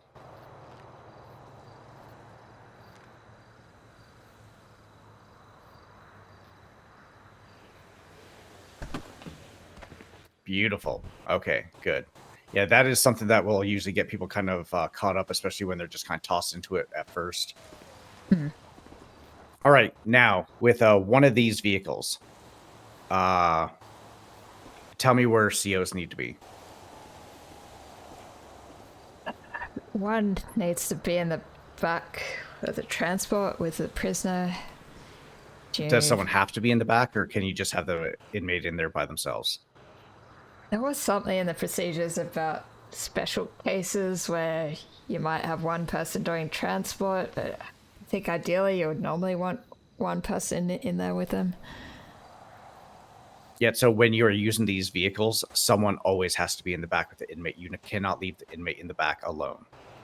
Okay. If we are doing something where it's only one CO, we would usually take one of the Illusions or one of the SUV vehicles. Okay, and so from here, this is where we would load up. You would get your lethal weapon. The PD shows up. We all kind of get together. We either do it over radio or we do it face to face. We're like, hey, this is the plan. This is the direction we're going to go. This is the streets we're going to go. It'll either be the lead of the transport, which could be a DOC person, or we might just say like, hey, PD, you can go ahead and escort us to the thing, and they'll do their comms because they're patrolling all the time. I usually let them go ahead and take care of that, and then we go ahead and get there. Next time that I see you for a session, we'll probably go out and actually I'll bring you to the courthouse and just walk you through the steps there. But pretty much from here, at this point here, we all get into whatever line that we need to get into, and we drive off to the courthouse. And we do the stuff there. Do you have any questions at all with this? Yeah, I don't know. Are there particular people who tend to take the lead with these kind of things, or is it just like whoever's available at the time? It'll be people that are usually comfortable with it. It won't be yourself as a non-solo cadet, and I mean, depending on your aptitude, like say if you're feeling very comfortable and you want to give it a shot, you can go ahead and be like, hey, do you mind if I do the lead for this? I guarantee you someone will be like, look at that and be like, you know what, go for it. Let's see what it's like. Someone will definitely probably sit there, watch you and ask you questions as you're doing it to make sure that you're on the right track. But if it is something that you feel comfortable with doing, you can bring it up. So like, hey, I would like to lead if that's possible. And then, yeah. And at any point, if you don't feel comfortable with something, let someone know, and someone will either sit there and help kind of guide you through it, or we'll sit there and switch you with something else. But it's you'll see it. Like the DOC is great for helping you get to where you need to go and going at your pace. Okay, if I'm still like doing FTO sessions or non-solo, is it an option to go along to one of these actual transports, or do you have to wait to? Oh, 100. No, 100%. Yeah. So while you're being trained, you can 100% go on these. I went on like 3 or 4 while I was still non-solo. Okay, because you said something was coming up on Friday, right? Yes. What time is that on? That is going to be 5 p.m. Eastern. Yeah, right. Actually, if you open up your MDW. Yep. All right, I want you to look up... oh, it doesn't have any of her stuff on there.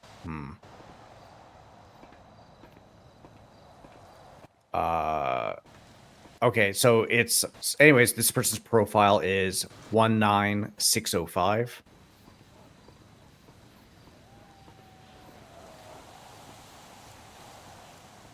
Okay, fear, is it?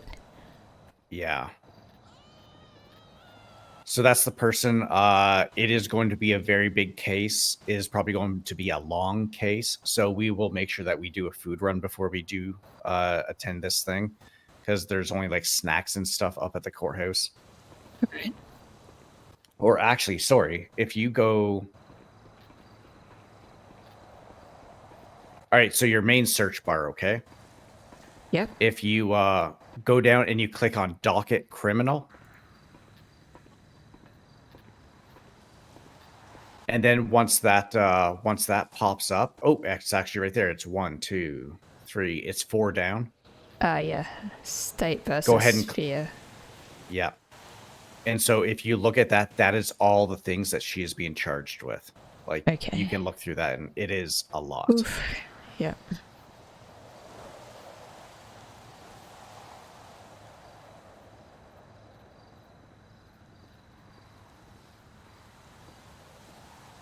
All right, so big case. And you then. know what? Yeah, and you never know. You might be a part of the first execution of the year. Is that something that you are As willing to in- do, or is that something that is like probably potentially like putting her up against a wall and shooting her?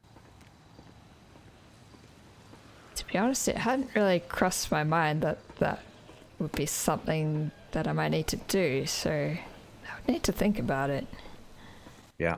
And again, you might not be one of the individuals doing the shooting. I'm sure that there's people here like myself. I have no problem with doing it. I mean, I've done it so many times. Not executions, but I've put enough people on the ground that it doesn't really bother me too much anymore.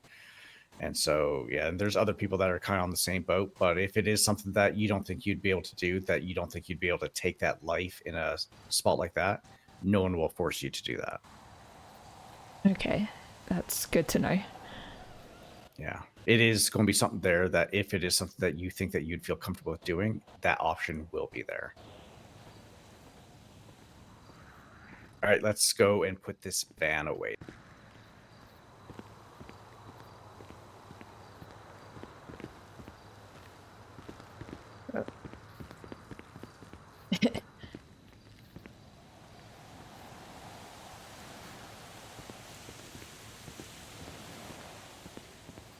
Oh, Tim's gone.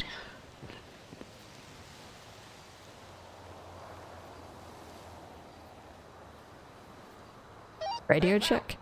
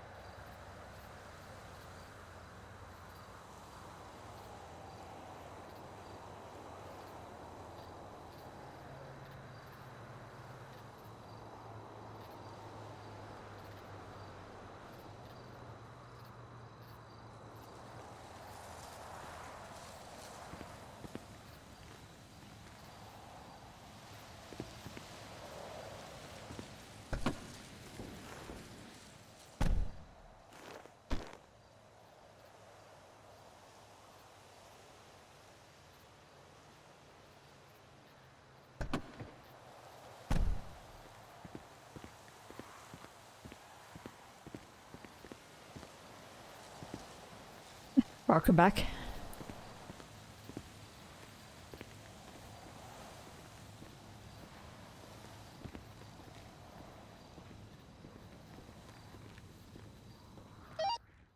Radio check.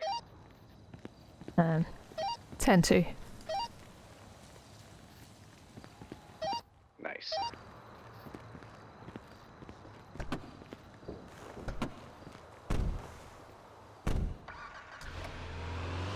All right, so we're going to park this vehicle. We're going to go back to the yard for a quick little bit. We'll just kind of discuss what we did today, bring up any questions that you might have, and then we'll probably call it for today. Yeah, sounds good. Yeah, we've done a decent amount, and again, I don't want to overload you.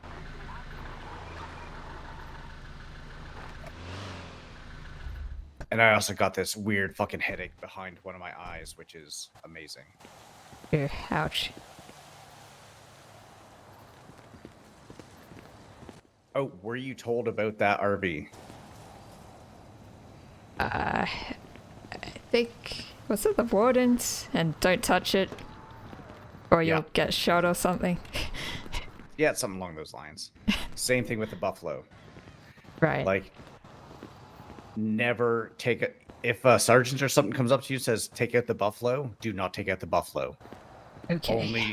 Only the warden and deputy warden can tell you to take out the buffalo.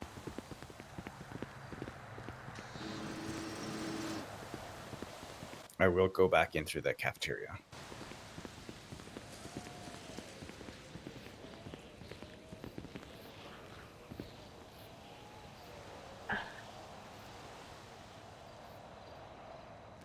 Go back into the dispatch there and just change your information just to your call sign.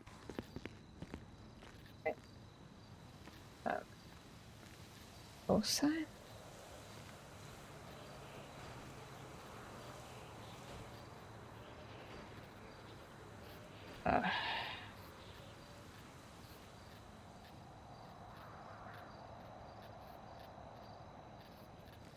Perfect.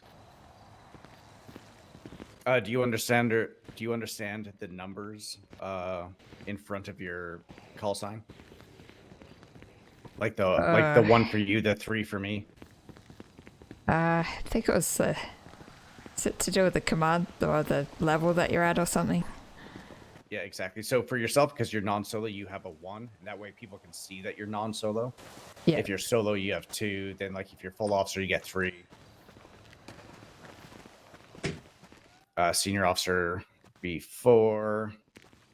Then I think like corporal 5. Then kind of work up from there.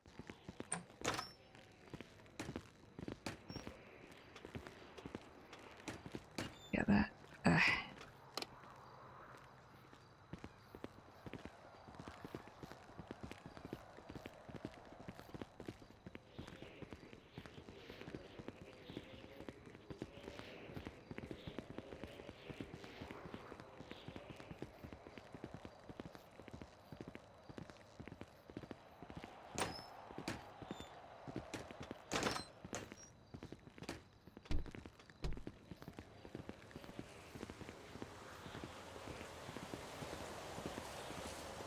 Yeah, I can't believe it has been absolutely just dead today.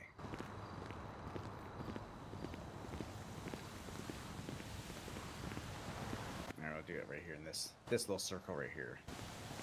This will be the circle of judgment. Yay.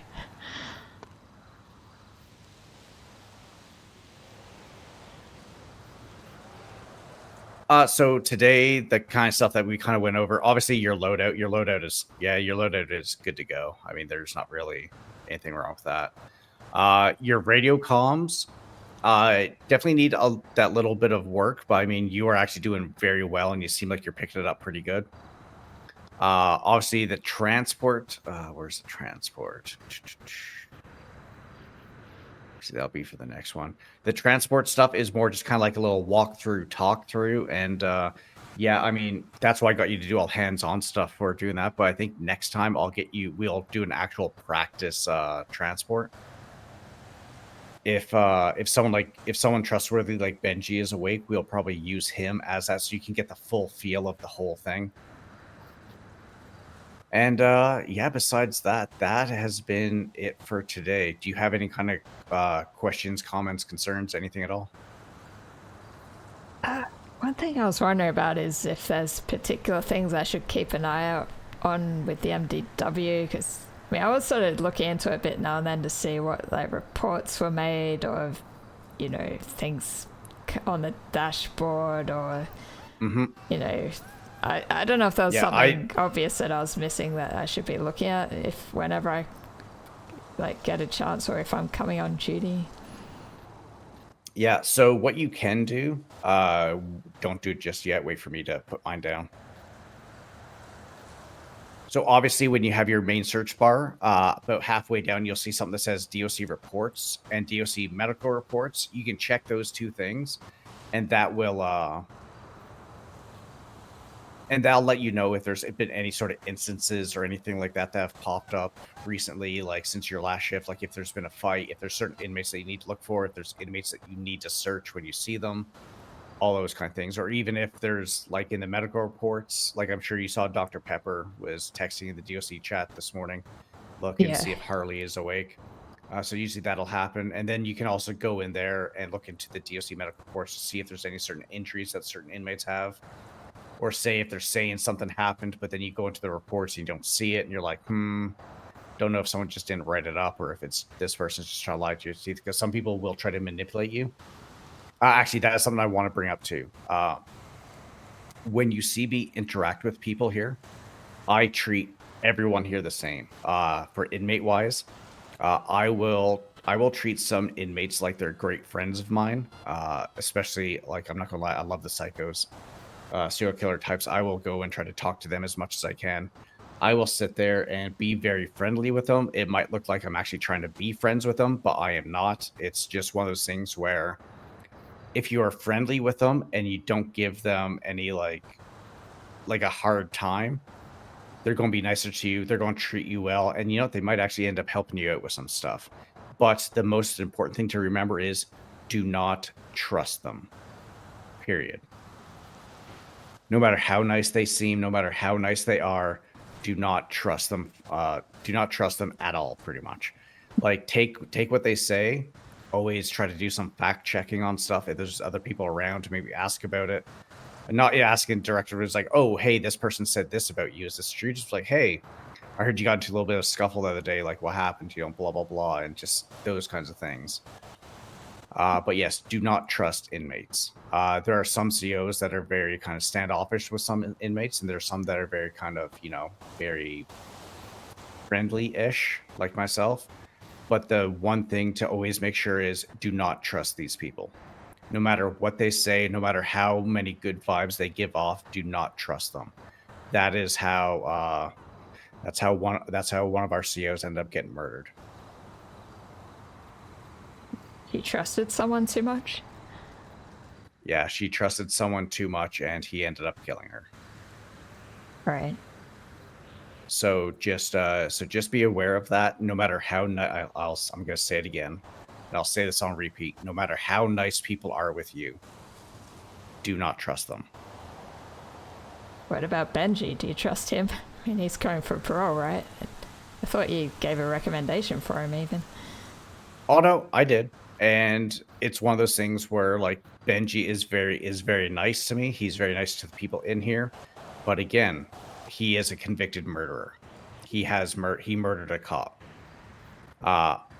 Like that, I do definitely have a bit of trust for him, but I am still very much aware that he could very much just be trying to manipulate the situation just to get what he wants, which is to get outside these walls. Right. Because you can't sit there, like, when you do things like parole, you can't sit there and just give, like, oh, you know, every criminal is a fucking criminal. You have to give the things that you see. And when you see this stuff, and when you see, like, yes, like, Benji has been absolutely amazing. He's been an outstanding inmate. But at the same time, he might be doing that to try to manipulate you. So you just got to be kind of careful with that, because as soon as he gets out of here, we're going to see how he really is. Okay. Do you have any other kind of questions or anything? I don't know. Do you have any other advice or pointers that you think of I need to look at for this training? No. So I mean, you are doing, actually, you are my very first FTO session I've had with someone. But no, you are doing good. Like I said, your comms are definitely going to be coming up really quick. I can tell that you're kind of getting the grasp of that. Just go over a lot of the other 10 codes. Because I think what we'll do next time I see you, what my plan is going to be is I want to take you on and do a fake transport, where we'll actually go up to City Hall. When we come back here, we're going to go over more of the MDW stuff, just so you feel a bit more comfortable with that. and then we'll probably maybe work on some of the 10 codes and that. And if there's inmates around, I'll try to see how you are interacting with the inmates. Is there anything that you want to try to that you think you need more help on, or things that you might want to focus on a little bit more than other things?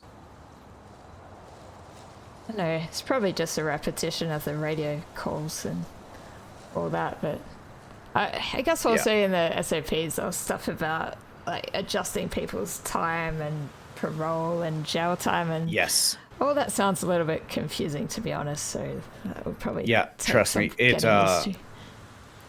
when you look at it like that, it definitely is confusing. Once you do it a couple times, it just becomes really easy.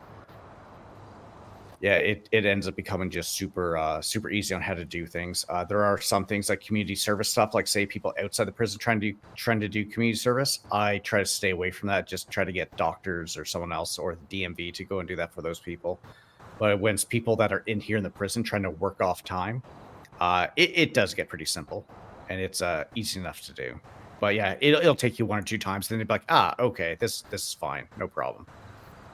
Yeah, Takes a very bare minimum amount of math, and then just All right, anything else? No, all good for now. Oh, actually, did you want to organize another session time, or just wait to see when we're both free? Well, my schedule is pretty open, especially for this thing. I think with you, if you want, we can do it again tomorrow morning. I mean, if it's a bit earlier, then that's easier, but yeah, I could still do it around Storm if I need to.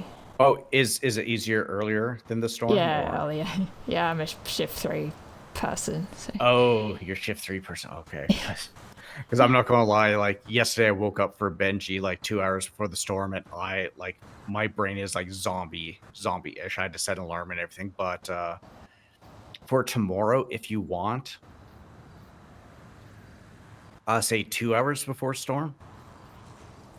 Yeah, that would be good.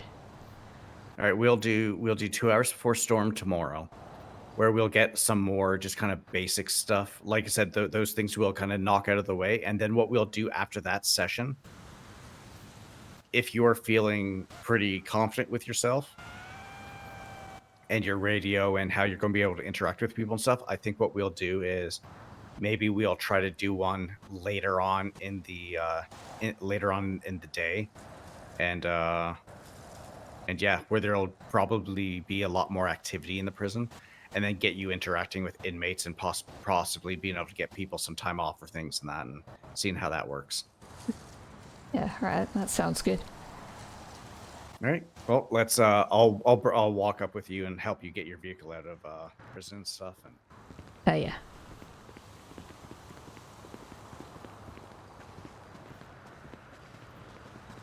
well, how about you? How'd you feel about today? Yeah, pretty good. It's a good start, I think. Yeah. Is this pretty late for you? For like when you're, I know you said your shift's 3, but like for like you yourself, like. It's a little bit late, but it's not too bad. I mean, it's a weekend for me. So are you from Europe or like originally or? Australia. Oh my God. Okay. All right. Not gonna lie, you don't really have. You have a very faint accent. Yeah, I've been told I have a weird accent.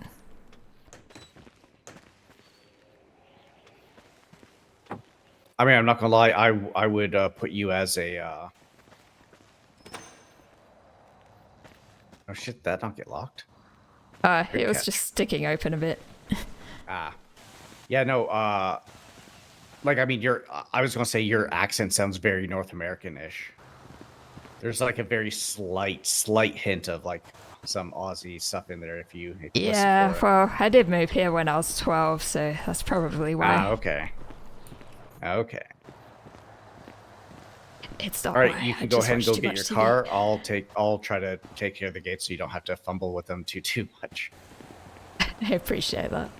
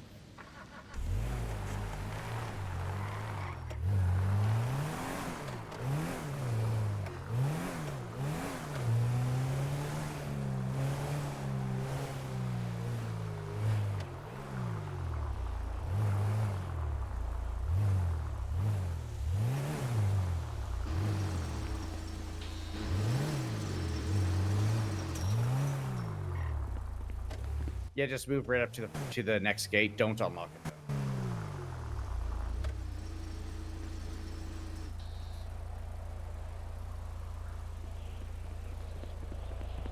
All right, good job today, and yeah, I'll see you 2 hours before storm tomorrow.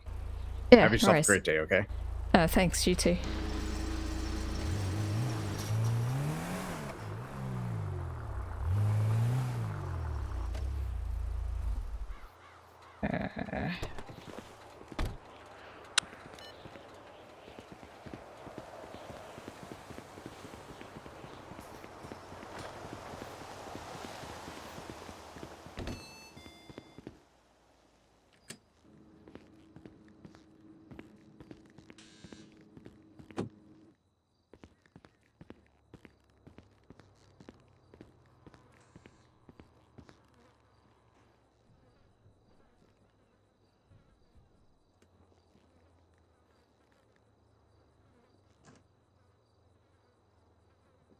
Charlie 33 going 1042. Thank you for your service.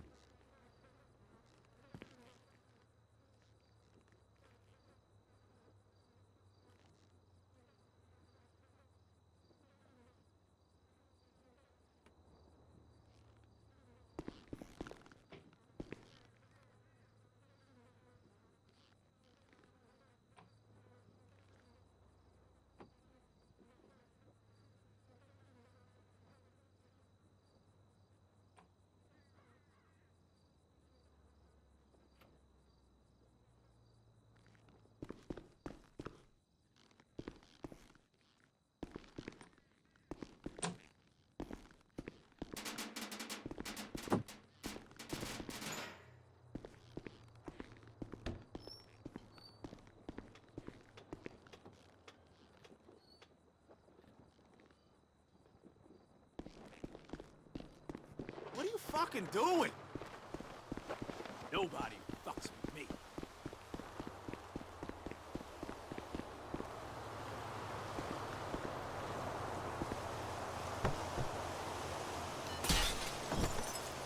Jeez.